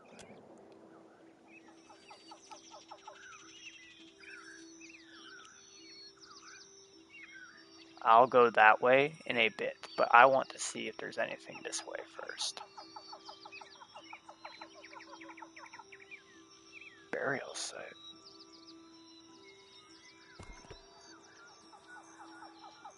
You come upon an ancient site once used for sky burials. On a large stone slab is a scattering of old kith bones and a collection of urns of various sizes. You take some time to search the burial site and find a yellowed scroll. You have gained an item, the Scroll of Blessing. This item was put into your stash.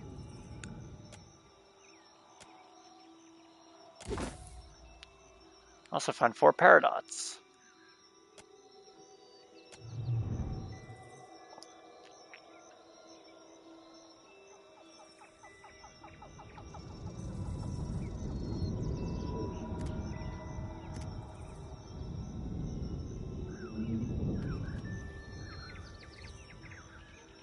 Let's go into Port Maj.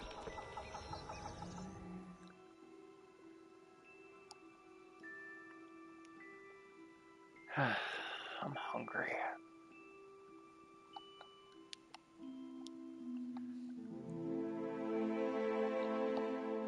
Did I leave my phone? Oh, it's over there. Okay.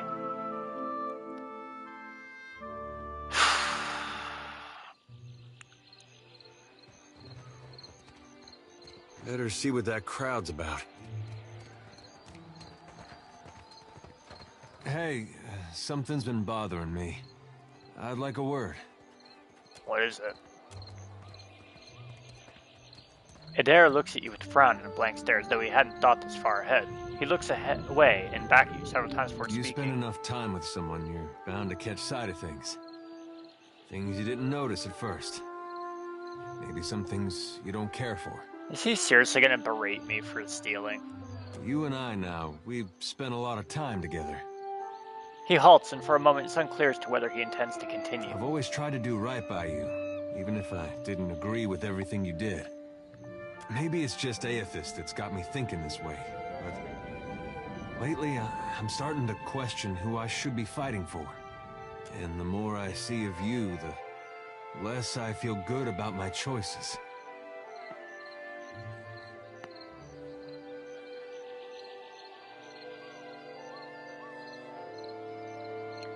Bruh, I stole some paradots. Not a big deal.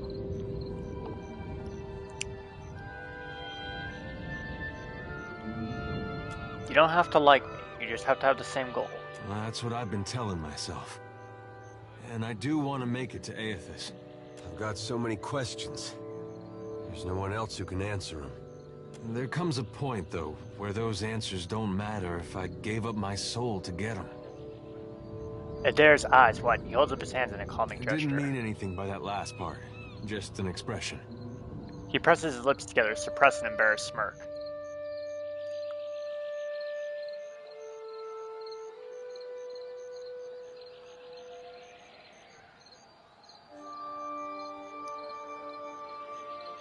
I need you on this journey. I'll try to be more tolerable company. Well, I appreciate that.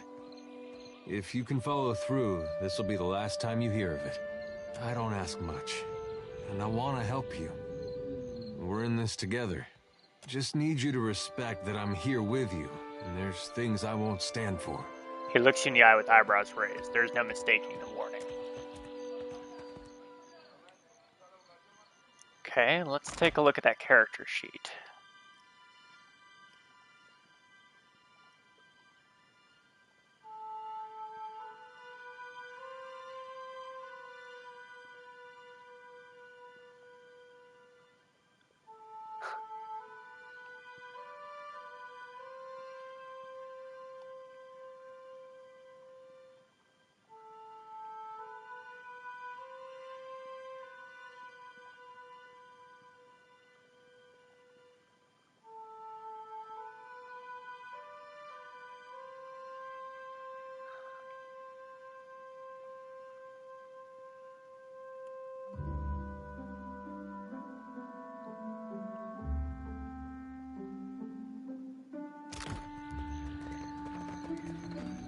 I'm here.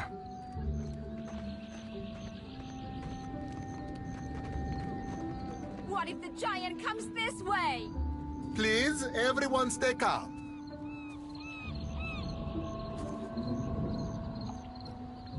The man at the center of attention appears to be fielding inquiries from both the gaggle of townsfolk gathered around the platform and a rather severe-looking Amana woman standing just beside him. Please. I assure you I will do everything in my power to get you the answers you need. Our friends among the Huana have offered you hospitality and safety from the storms.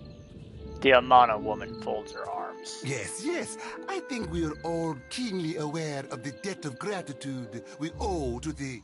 I have personally seen to the safety of your homes. Now you will do the same for our families. What about our families? What about the ships?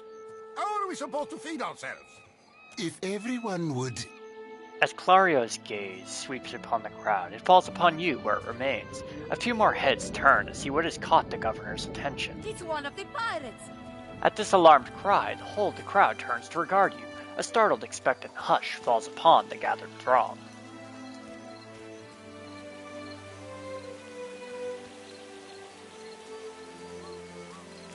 I am not a pirate. Everyone stay calm. I think it's clear our guest is nothing of the sort. 2 of my guards reported a ship flying deer wooden colors, fallen prey to a private vessel. That would be your ship, I assume. The crowd quiets somewhat at that, though you still find yourself the target of a few glares. That would make him lucky. Your own vessels do not usually fare so well. The woman regards you with a bland curiosity. Quite.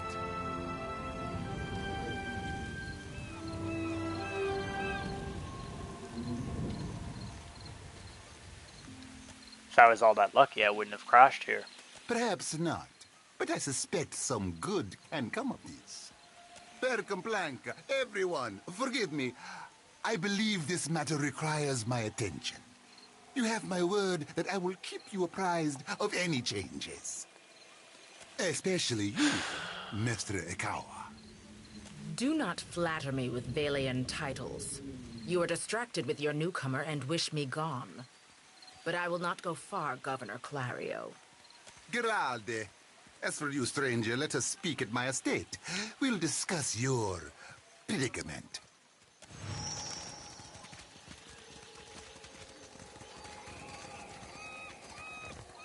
I am for friendlier fires. If you would speak, seek me out in our village. Accept the light, and you shall be redeemed. A woman shouts, arms raised high and wide. In each hand, she grips a golden candle. The flames gutter wildly as she gestures to the crowd before her. The missionary holds a candle to drip wax in the shape of 3 stars on the forehead of each kneeling worshiper. One of them stumbles back, swiping the hot wax from his skin. Se futito, Madicchio, I did not sign up to be burned.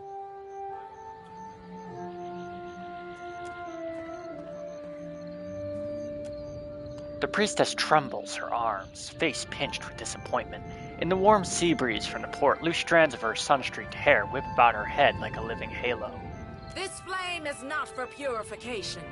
It is for illuminating the darkness. Sanctification comes only as a result of your journey. But the light will guide your way. She tilts her face toward the sky. Eyes shut, she drags a shaky hand to dribble wax across her own brow. Aethys has returned at last, but it's not too late to redeem ourselves. As surely as my fingers are webbed, I tell you, gone, never left. Despite her contrary words, the Juana woman shrugs, accepting the golden wax. Sakes alive, Wanglis. Ain't we got more pressing matters to attend to than a baptism? Arms crossed over her chest, a shorter, duskier woman watches the ritual with an ornery sort of expression, her delicate chin jitted up. We just missed one of the biggest reap-ins of all time. What about the souls that need us? As she steps forward, she reaches for a peculiar-looking lantern strapped to her hip. Do not push me on this, you wayward child. You'd leave the living forlorn to service the dead? Rather than discouraging the other Dawnstar, the accusation seems to kindle a stubbornness within her. Shoulders set, she grins. Here, I'll light them all at once. Metal clanking, she sways an eerily lit lantern in an intricate pattern before her. The priestess bites her lips, swinging harder and faster, lithe arms hurtling the weapon with a deceptively hidden strength, until she thrusts it hard out toward the crowd, splattering everyone with wax.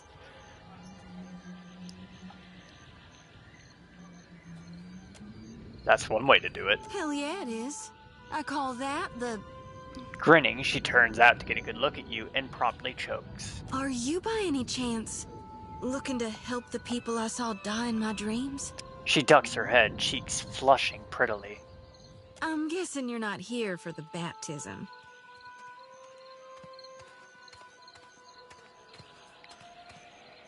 You dreamed that people died. Sure did. I get those kind of dreams sometimes. The ones that turn out true. Nightmares, more like.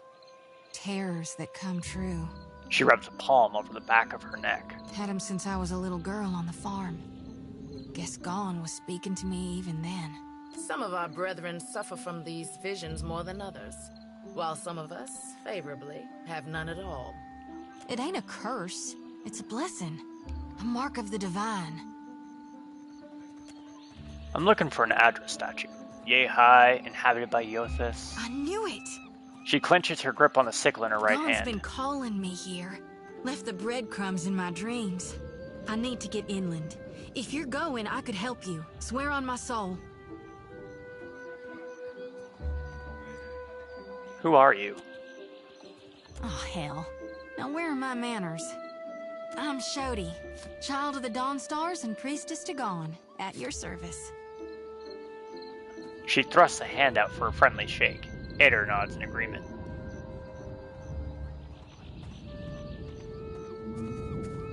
You're a priestess of Gone, not Yothis.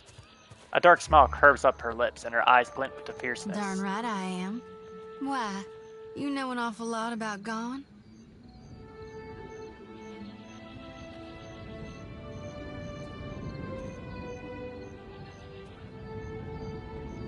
Not much, no. The priestess plants her hands on her hips. Her fingers are slim but calloused, more suited to a farmer's daughter than a cleric. Don't sound too curious now. I was hoping you might enlighten me. Not if we had more time, sure. Absently, she grazes her fingers over the sickle strapped to her side, and her gaze flicks to the priestess with the golden candles. But the others don't like it much when I get to talking about death. Eder makes a grunt of displeasure. Why do you want to go inland? There are souls needing their last rites. I ought to shine them the light, else they might get lost. Enough nonsense, Joti. No one knows if anyone's even died. You've no business going in there, risking your own safety, risking our mission. Wenglith, you guide the living and I guide the dead. Gone bids it and I dreamed it. Leave it be. We all serve our purposes. So what's yours? What do you think? Biting at her bottom lip, she looks you up and down. A pleased sound leaves her throat. I think I know what you are.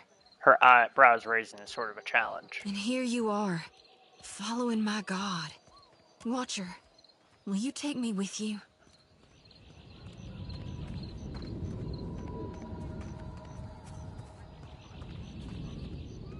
A fine proposition. I'd enjoy the company of a priestess. I know an offer rare as hen's teeth when I hear it. Yeah, I'm taking it. She beams brightly. You won't regret this. She steals a shy glance at Eder. Hey. Eder half nods without looking in Joti's direction. He seems suddenly focused on something in the distance. A tad too eagerly, she saunters close beside you. At least take care, child. Come back to us in one piece.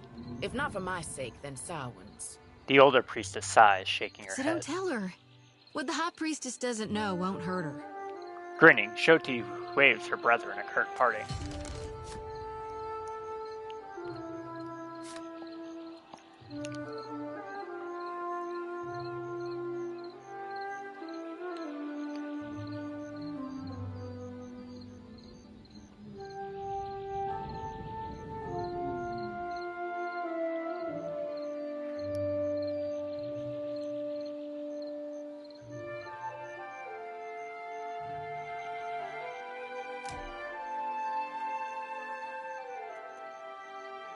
I'll just have her be a priest.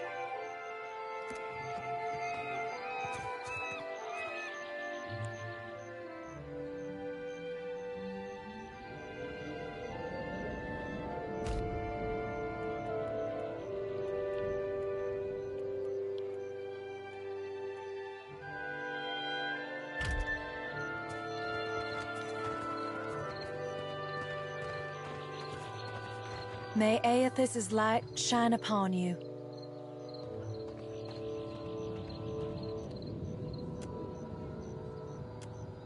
dog narrows its eyes contentedly as you pat it for a few moments.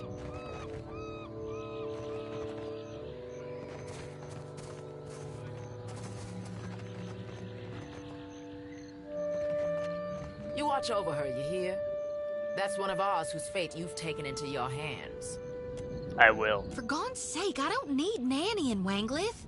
I've reaped more with my 2 hands than you'll dream in a lifetime. And you've pride in that? Head shaking, she turns to you. Do you see why she needs guarding? You must shield her light. Do not let her lose it or her life. Do you seek a blessing from the light?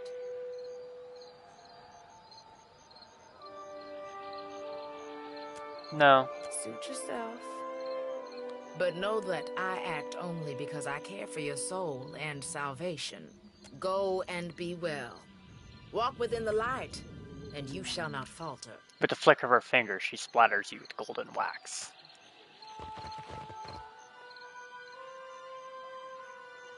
Let's look at the character sheet.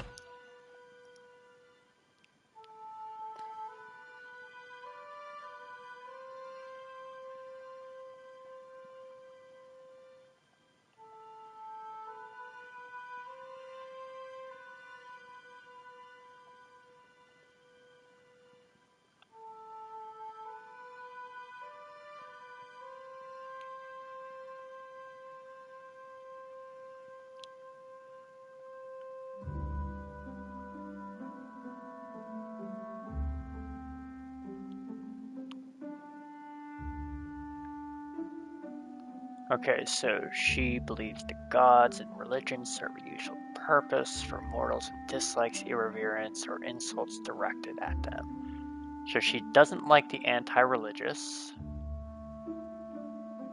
distasteful when others do not take their duties seriously or attempt to evade their rightful responsibilities.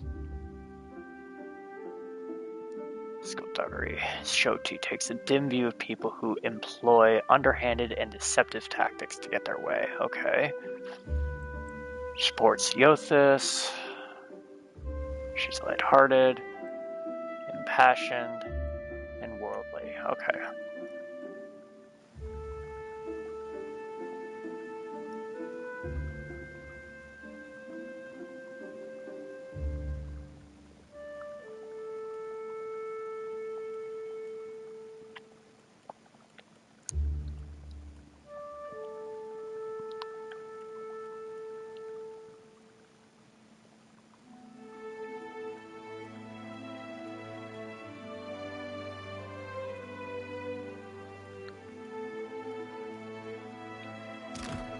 Okay.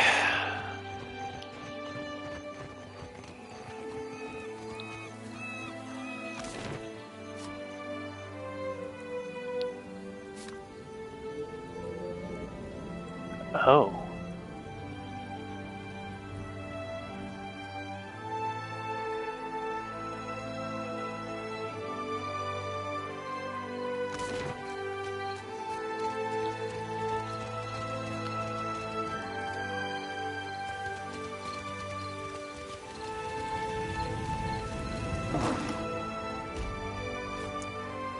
Something with a little more stabbing.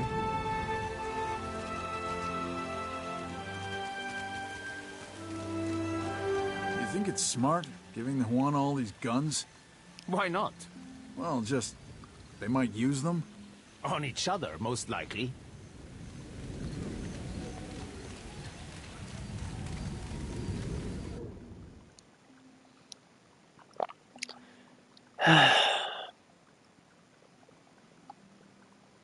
I miss her.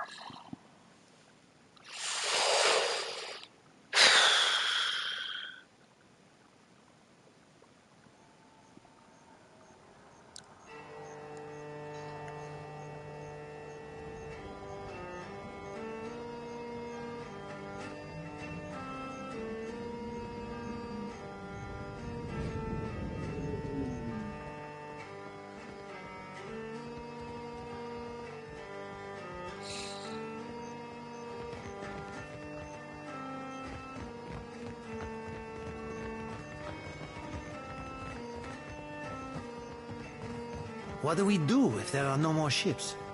Die of starvation or disease? Batso. I hate talking to you.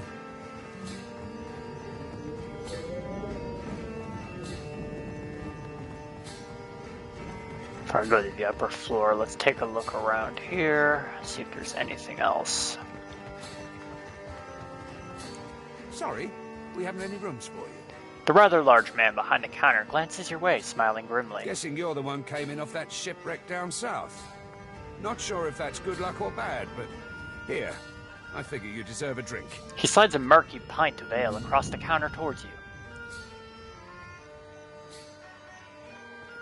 What can you tell me about Port Mage? Guess you haven't exactly seen the prettiest side of the place since you landed, right? It's the only town on the island, if you don't count Sadahuzi, little Juana village out west. Really is a decent place most days. Good trade, and plenty of money rolling in from Claudio's investors. Damn sight quieter than back home. But I don't have to tell you about the Deerwood. Ain't right doing business sober. I could fix that for you. I'd like to hire some crew members onto my ship. Not much point to that without a ship. Come by when you've got work to offer and we'll figure something out. Know anyone looking to make some coin? I need someone who can hold their own in a fight. Folks come by here all the time hunting for work. Let's see who we can scrounge up.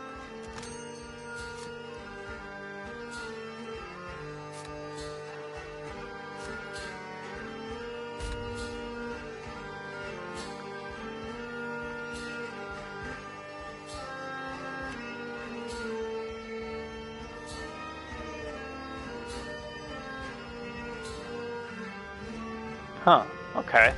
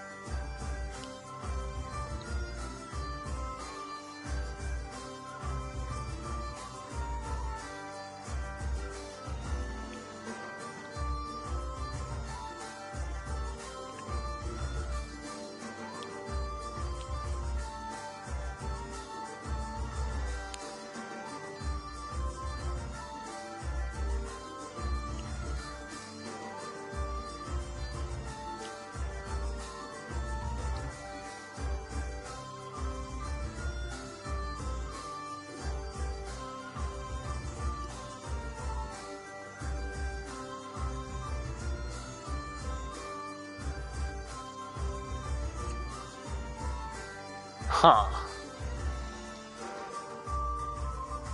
Wouldn't be a bad idea to have a cipher. Oh shit, she's expensive.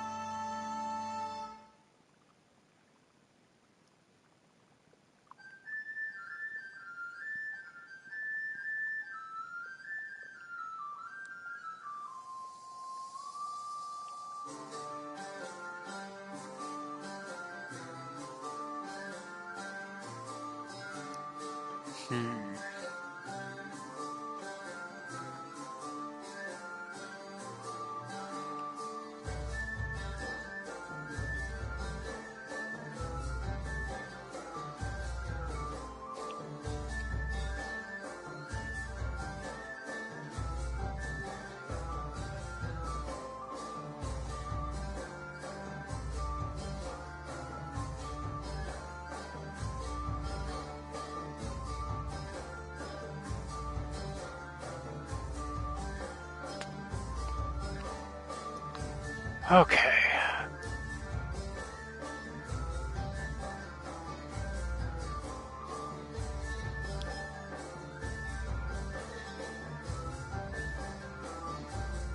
Well, first off, I guess I should sell some stuff.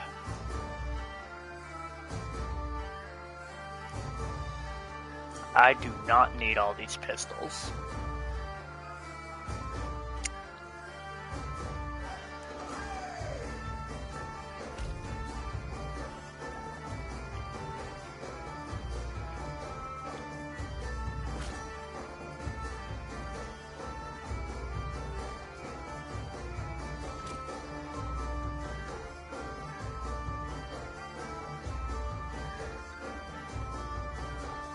I'm gonna hold on to a crossbow for now. I definitely do not need a warhammer. Don't need another sword. I have enough shields.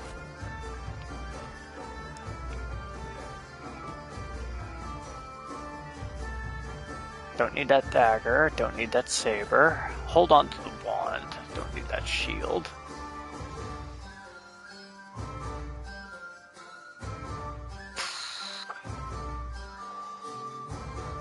I'll hold on to that for now.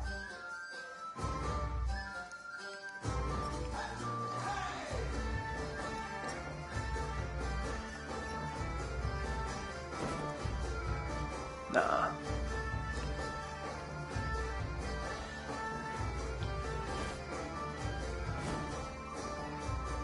I would like to sell that leather armor, probably, actually. I'll hold on to that, because I might sell that.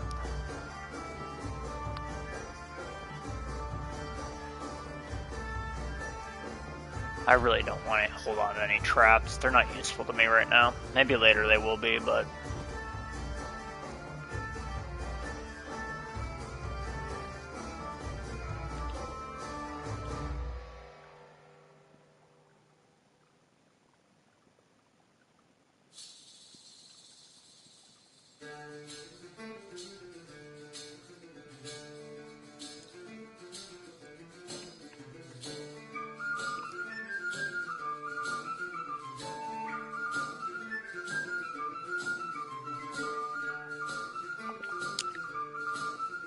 Okay, I guess we'll trade that.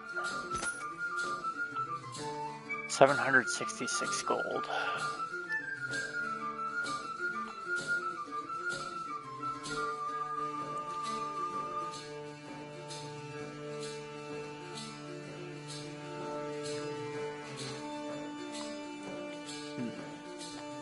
I wonder if these characters have any character to them.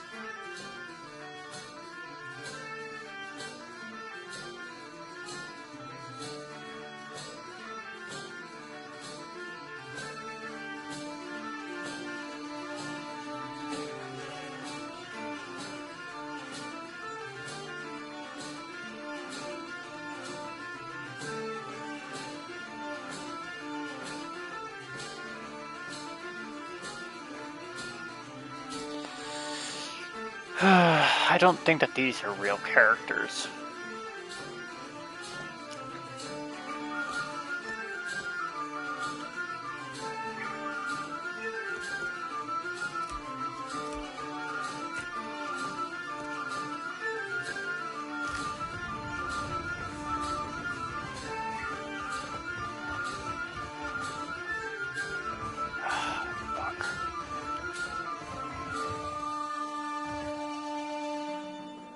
What do you want? Jeez, bruh. The children of the Dawn Stars. I wondered if we'd run into them down here. There's someone I used to know. Just an old friend. Came out here to settle with them last I heard. Maybe we should ask around. See if she's still out here. Might be she can help us. Just a friend, huh? Shoti rubs the back of her neck, clearly uncomfortable. How did you know her? Oh, well, both grew up in Gilded Vale, same temple. Adair looks askance at you.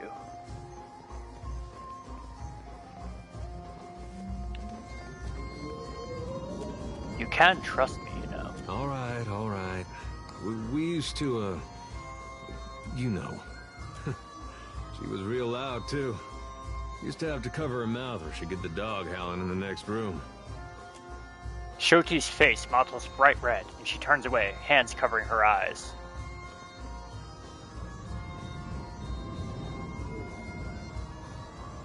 That's my favorite kind. I knew you'd understand. You're gonna like her. I got a good feeling.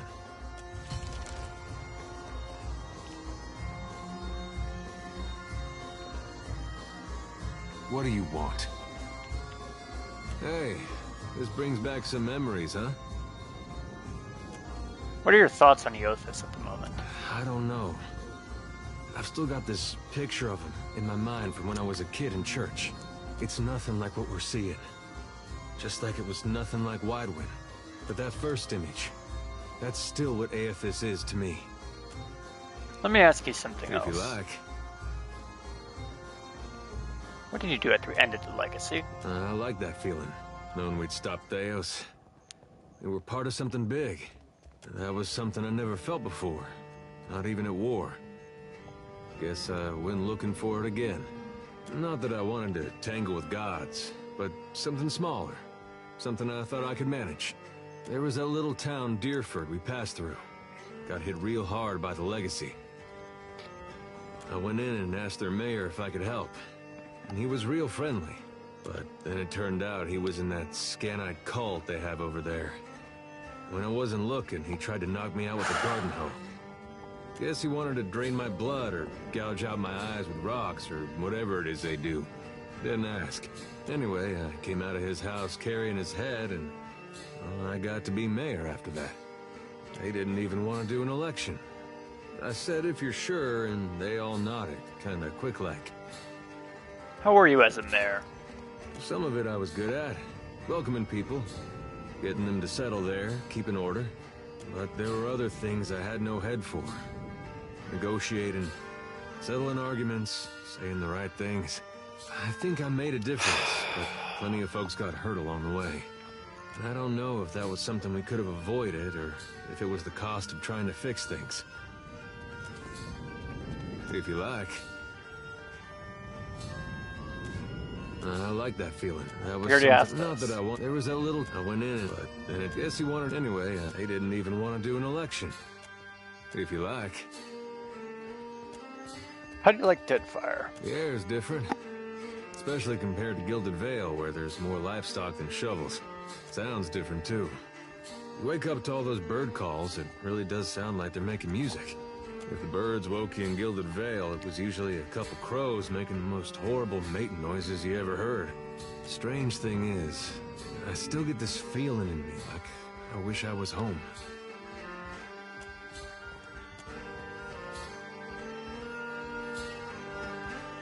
Yeah? I got time. We already asked this. What do you need? Hoo-wee! About time we took a breather. My feet are blistered something fierce. Hands braced on her knees for support, she leans forward and sucks in a breath of fresh air. Her eyes never leave your face. A rosy flush brightens her cheeks, and she beams you a wide, brash grin. Tell me what's on your mind. What are your thoughts on Eothas? We talking during the Saints' War, or after he died?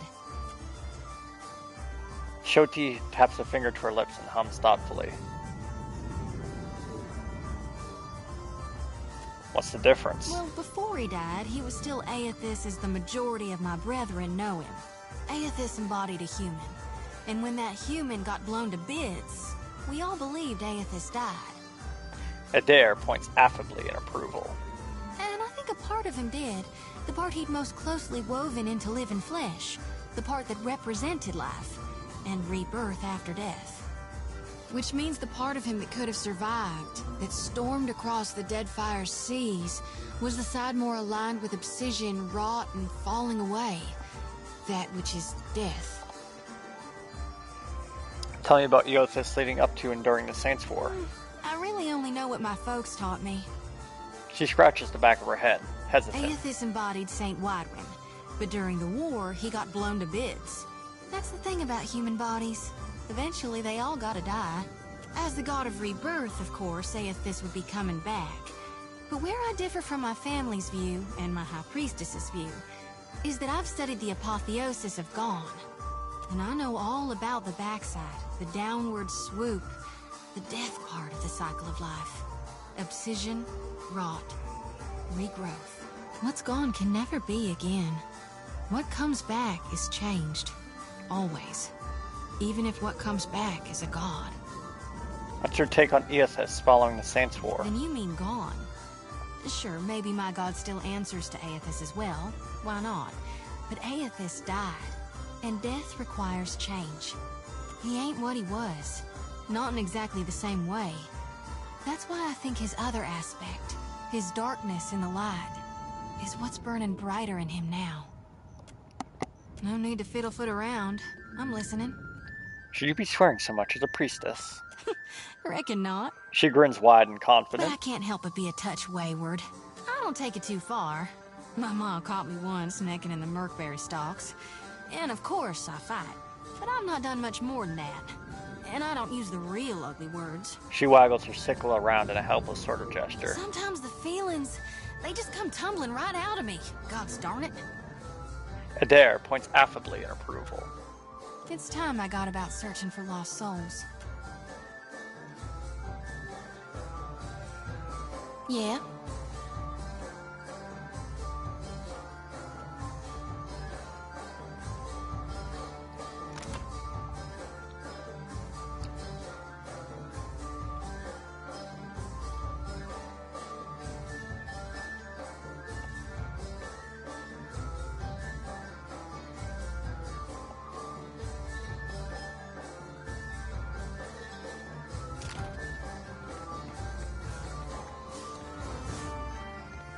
I see your plan.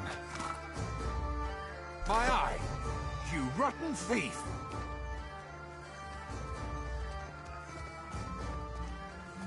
Sorry, I was just looking at it. Touching what doesn't belong to you is a good way to land in a gibbet. We'll call it settled. Just keep your hands to yourself. Still kicking, eh? What'll it be? Why call it the Kraken's Eye? What else? It was the glory of my fighting years.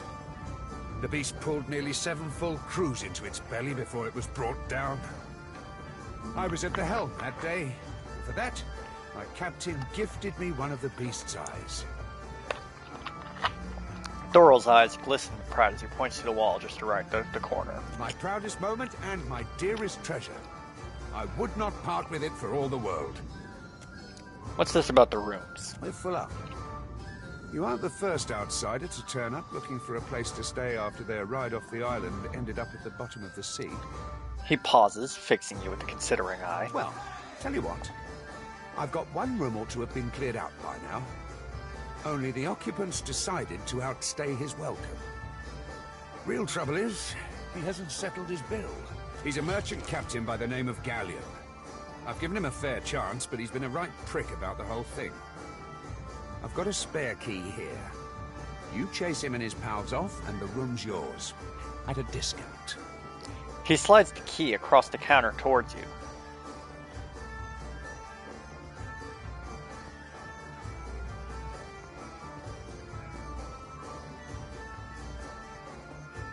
What if you won't leave willingly? Ah, well. He's a prat, but he's not so tough. Smack him around if it comes down to it. But I figure a few sharp words ought to do the trick. You want him dead? What? No. I said chase him off, not kill my patrons. Now I'm not so sure about asking you, honestly.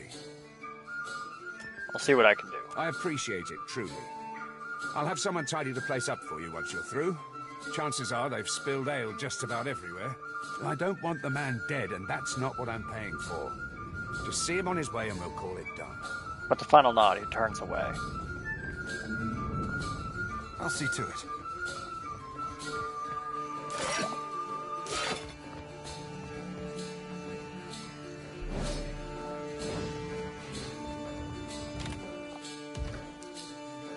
I am curious if I can steal.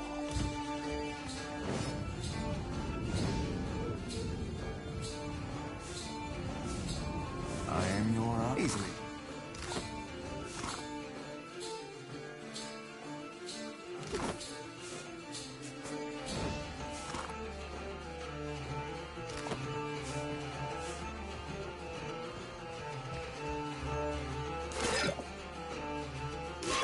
Like a shadow on you. Interesting. I didn't know there was a stealing thing.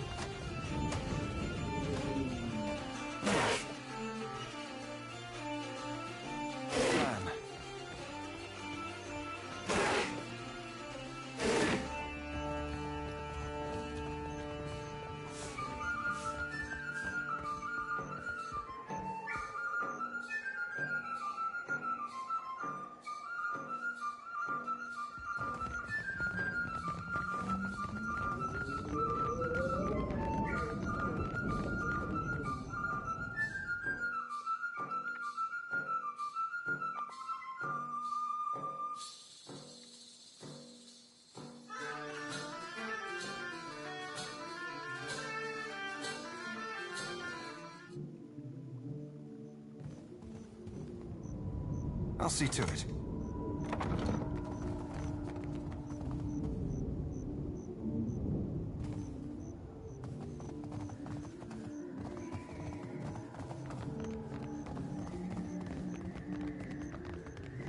How does it work? You inhale. It isn't complicated. Ah, a new face. You've heard, of course, that Norgund remains the most reliable and discreet supplier of mostly legitimate wares. Are you looking for something in particular? Mostly legitimate. I am an honest merchant, sir. But I confess that the tools I supply have an unjustly sinister reputation. How my clients decide to use these items is not my responsibility, after all. Show me what you have for sale.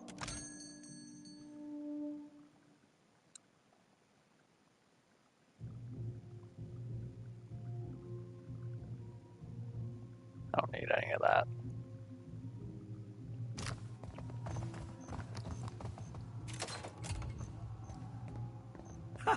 Maybe I was wrong. Easily done. Don't remember ordering more drinks.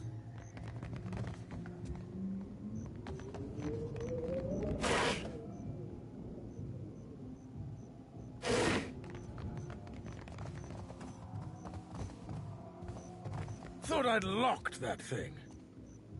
The glassy-eyed gentleman before you bears the miserable expression of the recently sober. He also smells like he's been pickling in a cask for a few days. Thing is, the way doors work, right? And I realize this is complicated, is that you close them and then uninvited people stay on the other side. Try not to slam the door on your way out, yeah? My head's going to pieces.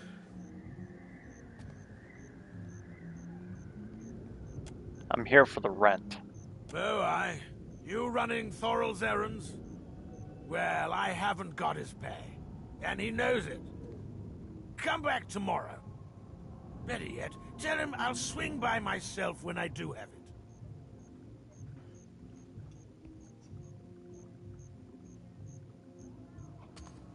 You can leave on your feet or get dragged out by the ankles. Your choice. Galleon sneers for a moment, but something in your expression squelches his confidence in a hurry. He scratches nervously at his beard. All right. Just keep your boots on. We're leaving. Thorol wants us out on the streets so bad, so be it.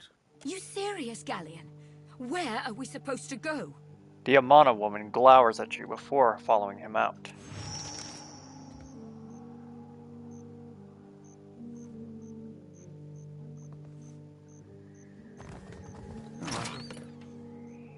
Something with a little more stabbing.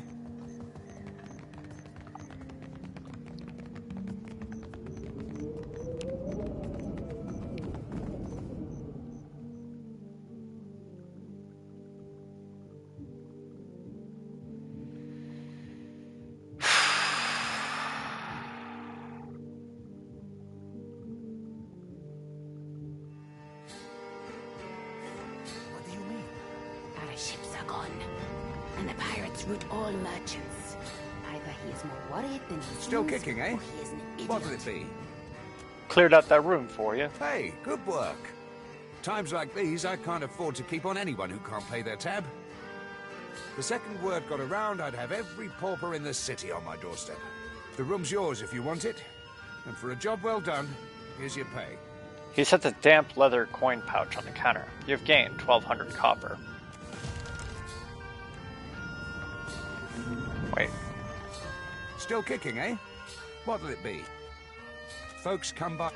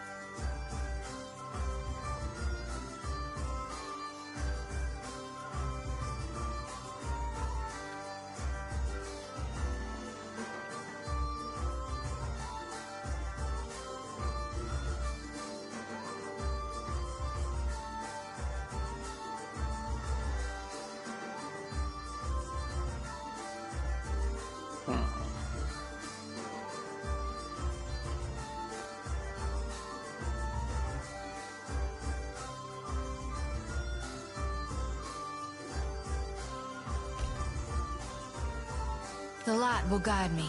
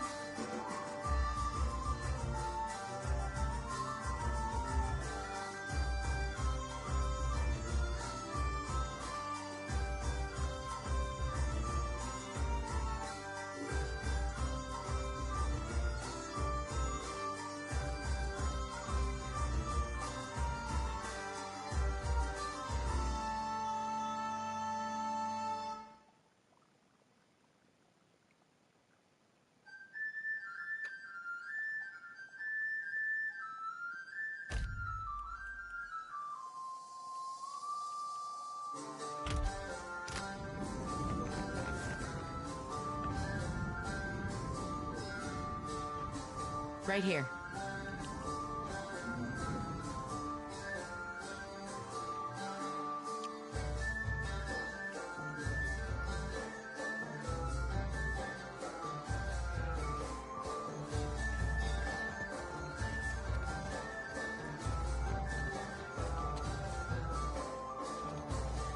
guess.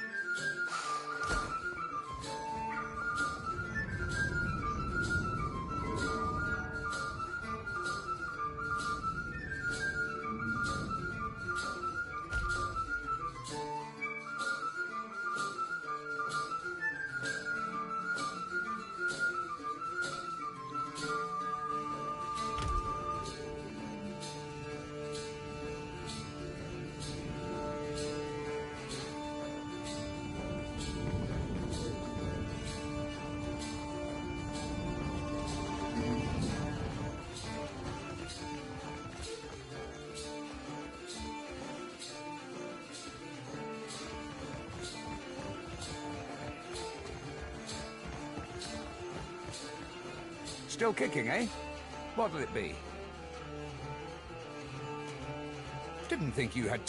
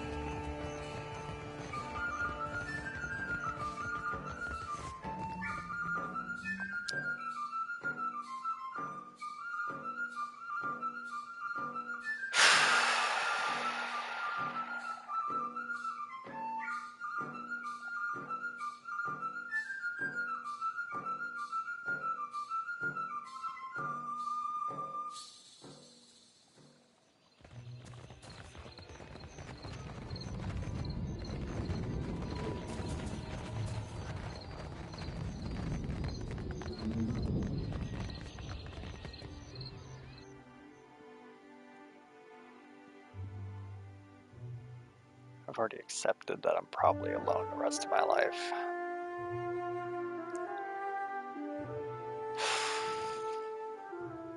sucks.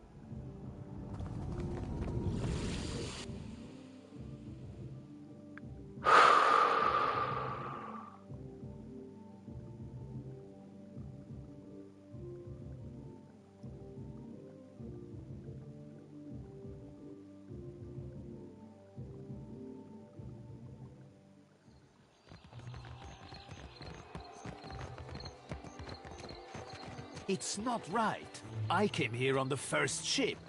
Why does an islander get paid the same as I? They're bigger than you, and they haul cargo without whining about it. Fresh fish! Race you to the coral. No contest. What? I have Just because many you have fish here webbed to fingers trade. and I can't I swim? caught them myself. Useless.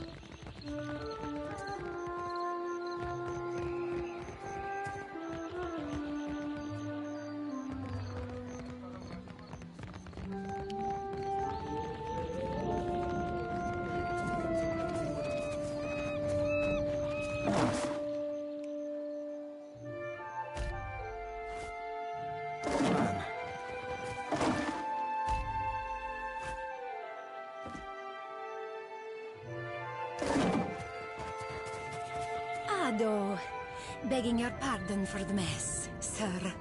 We are still recovering from the storm. We have supplies here for the paying customer.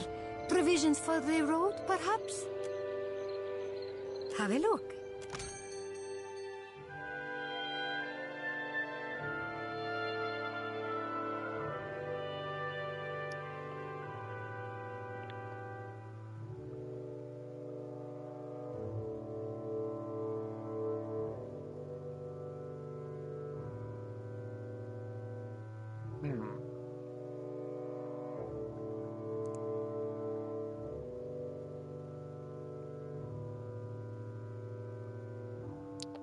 Let's buy that small and that ring.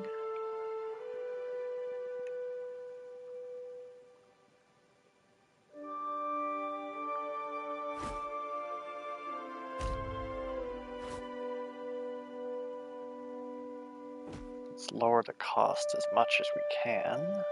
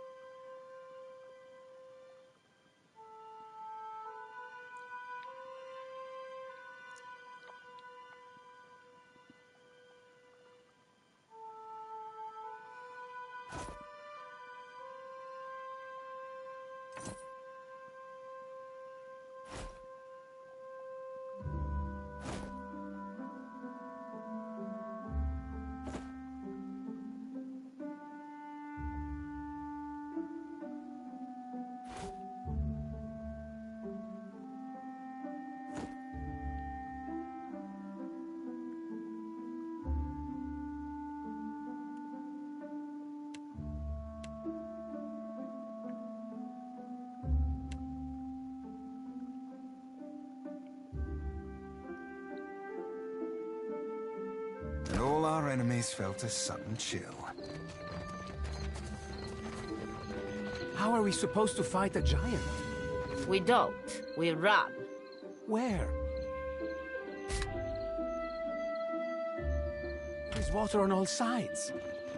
And then run in circles. Merle, leave me in peace. Something with a little more stabbing.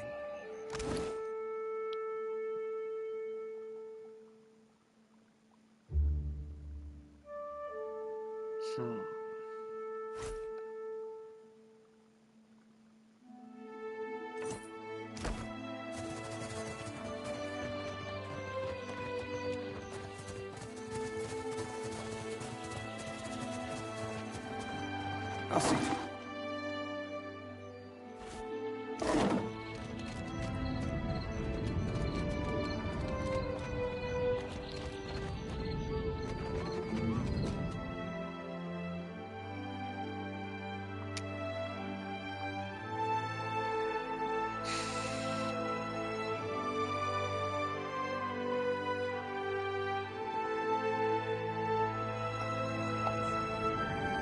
Yes? What is it I can do for you? The watch commander looks up at you after her listless greeting, and you notice that she has a dark bruise around one eye. She grimaces, but does not turn away. What happened to you? What happened? I showed the drunken fool more patience and respect than he deserved, and he struck me without warning. Sientere, Savia. You know that I was aiming for Darmo's pretty face. Something you wanted?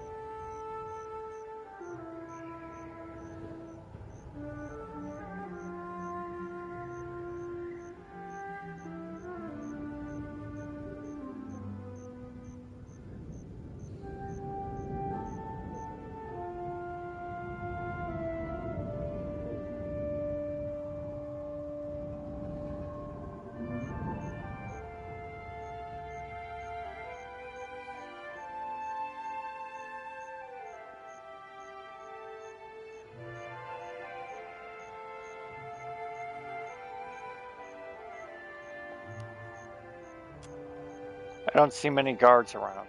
We are stretched thin. The storm speaker did much to help, but much of the town has flooded. Now we are awash in homeless citizens and stranded merchants, to say nothing of the cultists out there. Savia glances up at Shoti, expression flat, but keeps silent. Now I have Ilari's people making trouble up on Gorechi Street. His little gang is looting everything they can get their hands on, and the Bozzo kicks up his heels like a prince. Lucky for you that I'm around. I, humbly offer my services. Let me out and I will bring you this Ilari's teeth. Shut it, Rigere. I could go speak to this Ilari. Kue, I cannot say it would not be welcome, but you are only recently arrived, and not, I hear, by choice. Why do this?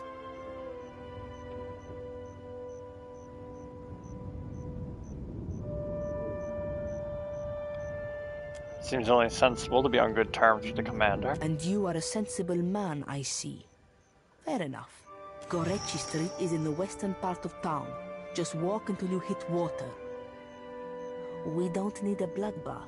I'm sure there's a peaceful solution to resolve this. I'd appreciate your looking for it. How are things here in Port Mage? We lost no one to the storm, but many homes have been damaged, and the people are terrified of this giant the scouts reported. It is chaos, pure and simple, but things might have been far worse. Easily done.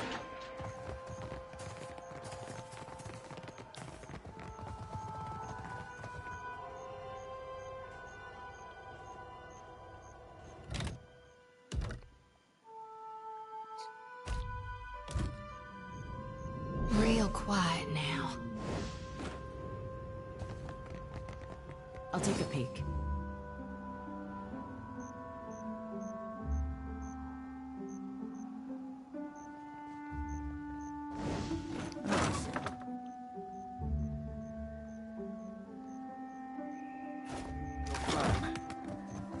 Let's take a look.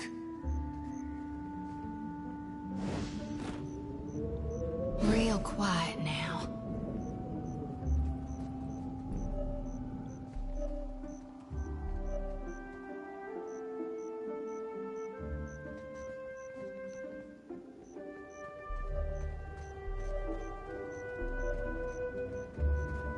I see where you're going with A it. jailbreak? I tell you. Yeah?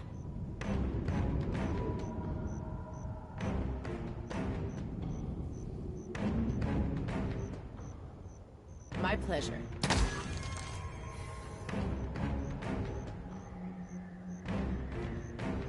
Happy to oblige. Hogwash! Hmm?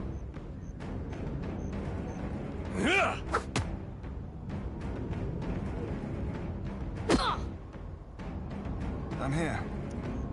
Killing someone? Hold, please. Yes?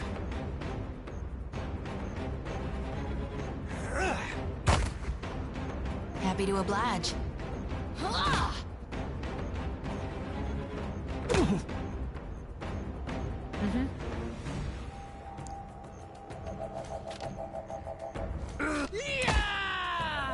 What do you need? I'm on it. Happy to oblige. Show me.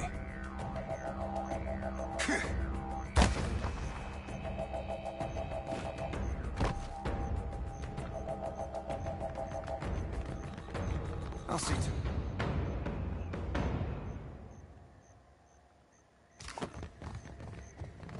Poor Sabia. She did not deserve such a fate. Of course, the guards will now assume that you and I were of one mind on this business. Perhaps this is reason enough to join forces, no? It is settled, then. I will find this ship of yours. When you are ready, we will flee this place together.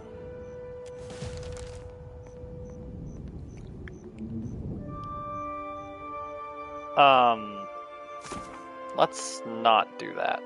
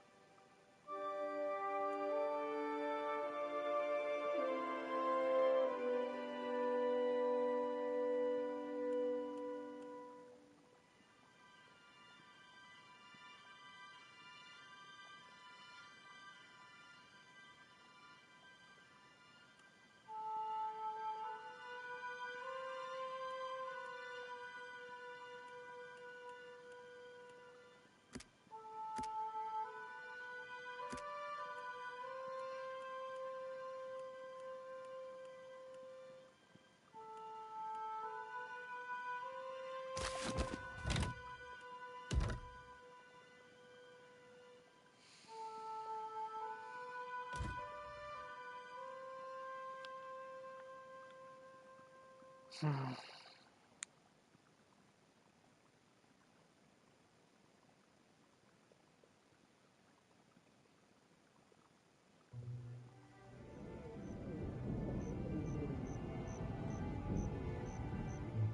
I hope you know what you're doing.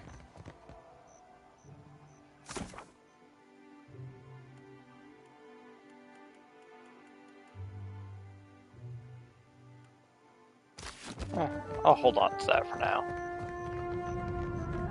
Easily done. Isn't this something?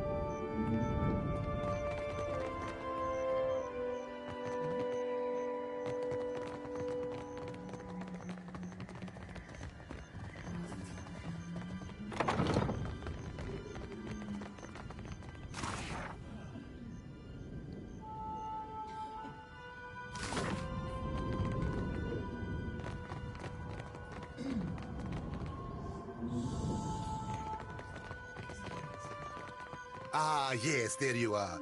As governor and under the auspices of the Valian Trading Company, please allow me to officially welcome you to Port March. He spreads his hands in a subdued flourish. I'd like to say the pleasure's all mine, but I try not to lie. Don't worry, I'm only here on account of him. She bobs her head in your direction. Of course. I see you've been as quick to involve yourself as ever. Clario's tone is polite, but there's a strained edge to his wide smile as he turns from Jyoti to address you. Apologies for that little drama outside. These are confusing times, and people often react poorly to uncertainty. Between the storm, the pirates, and the, well, certain strange events, we are all a little on edge. He spreads his hands in an apologetic gesture.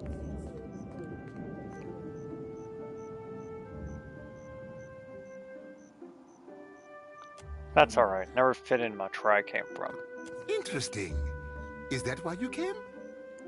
This may be a Valian Trading Company outpost, but I welcome settlers willing to work. I have to find someone. A fearsome task out here. You have a great deal of water and land to cover. But I see your point. The sooner you are away, the less likely your quarry will slip the net, no? Now, to the matter of your ship. You're stranded, are you? It was a rough landing by all reports. Unfortunately, our own ships are in no condition to sail. We've had dealings with the pirates ourselves. They've taken their share of supply ships. The storm saw to those berthed in the harbor. All that said, I believe I may have a solution, provided you're willing to help me in turn.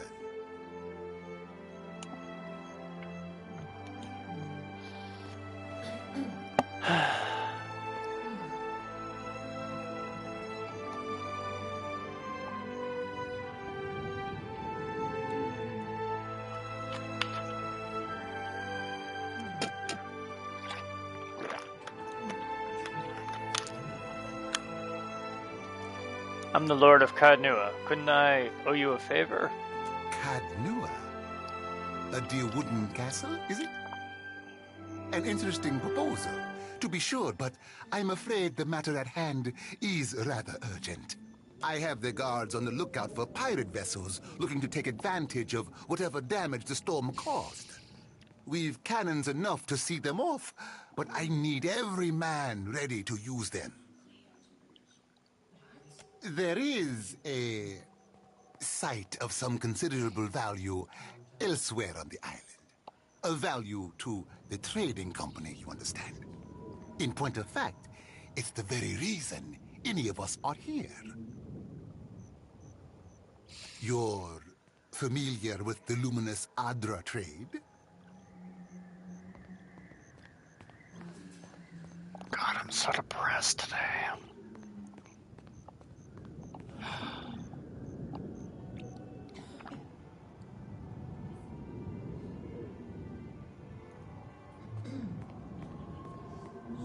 I know that Luminous Adra is native to the Deadfire.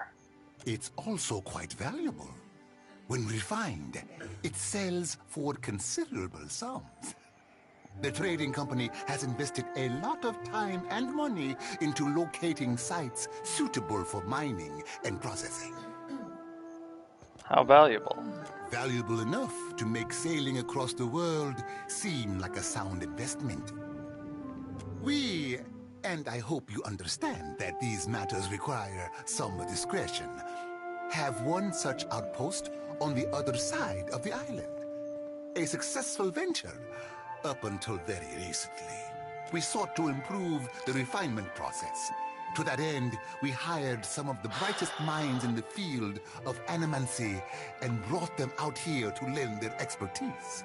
And then one evening, a storm rolls in out of nowhere, and my scouts begin to report that a giant has marched its way across the island towards my dig site. What am I to make of that? We haven't heard from Mestre Odorisi since, nor any of his assistants, or the workers. I must know what has happened. If Odorisi, if his work is lost, then everything that we have worked for is at risk. Which is where you come in. You need a ship, I need information.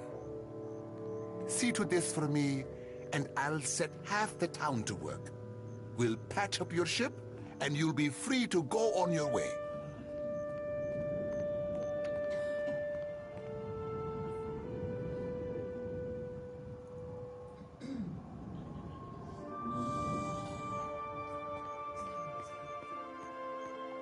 If I find this Odorizzi?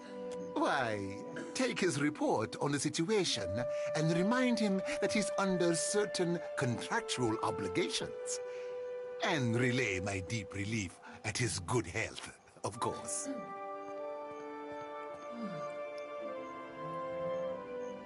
Do you have any idea what might have happened? I told you what happened, but you wouldn't listen to me.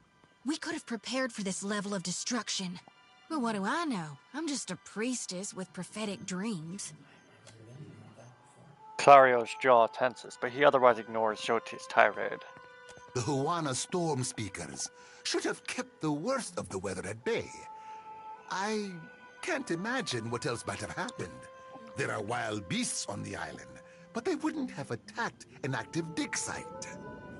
Fine, if it gets me off this island. Gilard, then we are agreed. I will assign men to keep watch over your ship. You will find the dig site on the eastern side of the island. I'll mark it on your map, here. You'll do it for the Watcher, but not for me? I see how it is. With a discontented sound, she crosses her arms over her chest. Yes. Why wouldn't I want a pack of Dawn Stars crawling over my Adra mine in search of their lost deity? Clario darts a quick, sour look in Shoti's direction. One more thing. If you should recover Odorisi's notes, know that they would be of great value to me.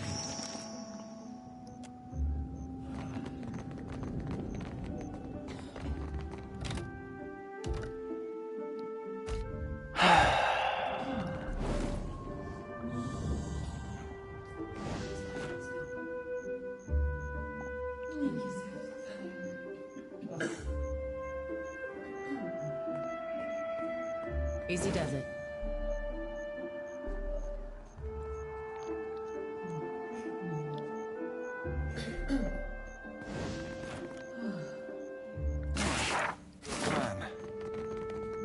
This calls for a subtle touch.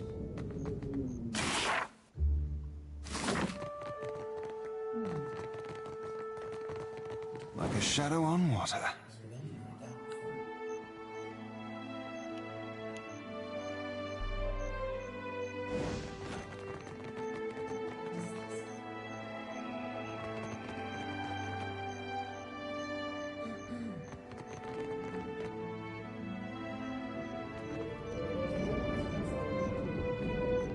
What did they ever do to you? Not my best moment. Oh my. I was mostly just curious if I could attack randomly. Apparently I can. Mm-hmm.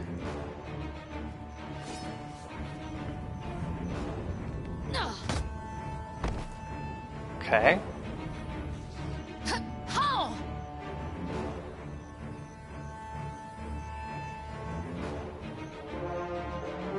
Another withers on the vine. I'm here.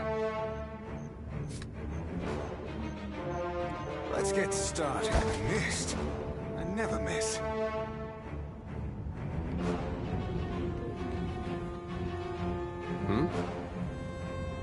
Leave it to me.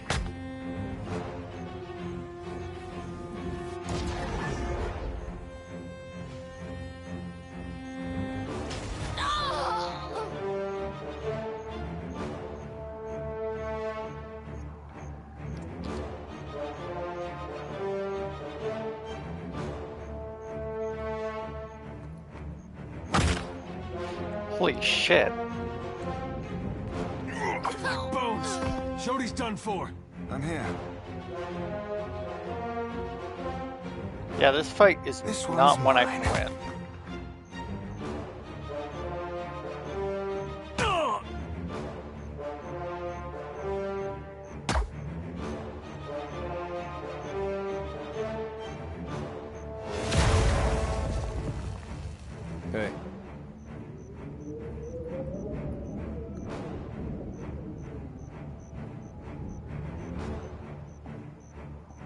I'm on it.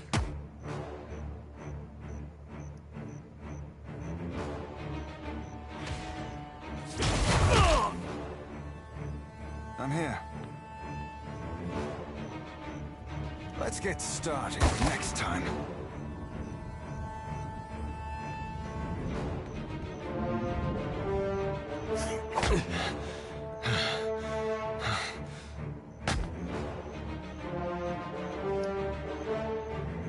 This is getting serious.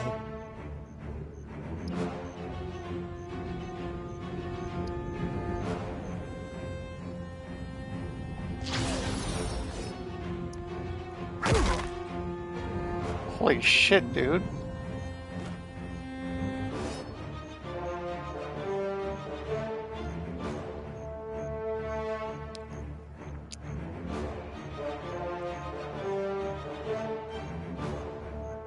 Hey.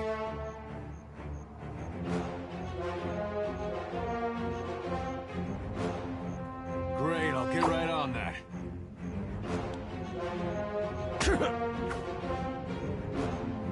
Show me.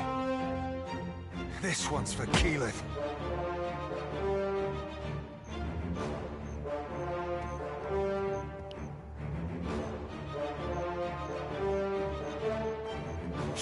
Hey, we had some good times. Wait.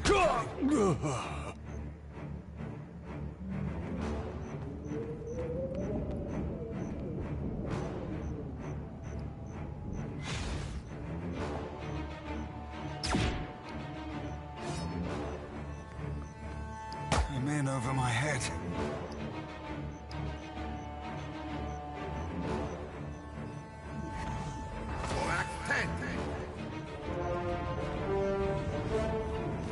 Yes?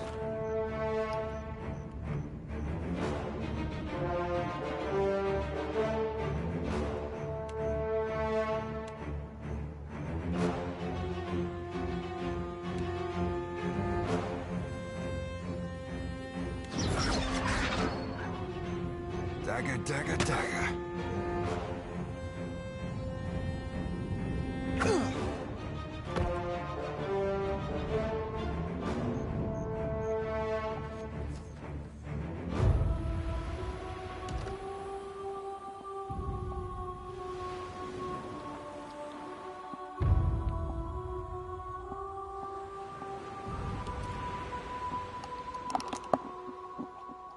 Okay, so now I know there are fights I can't win if I just do stupid things like attacking random people.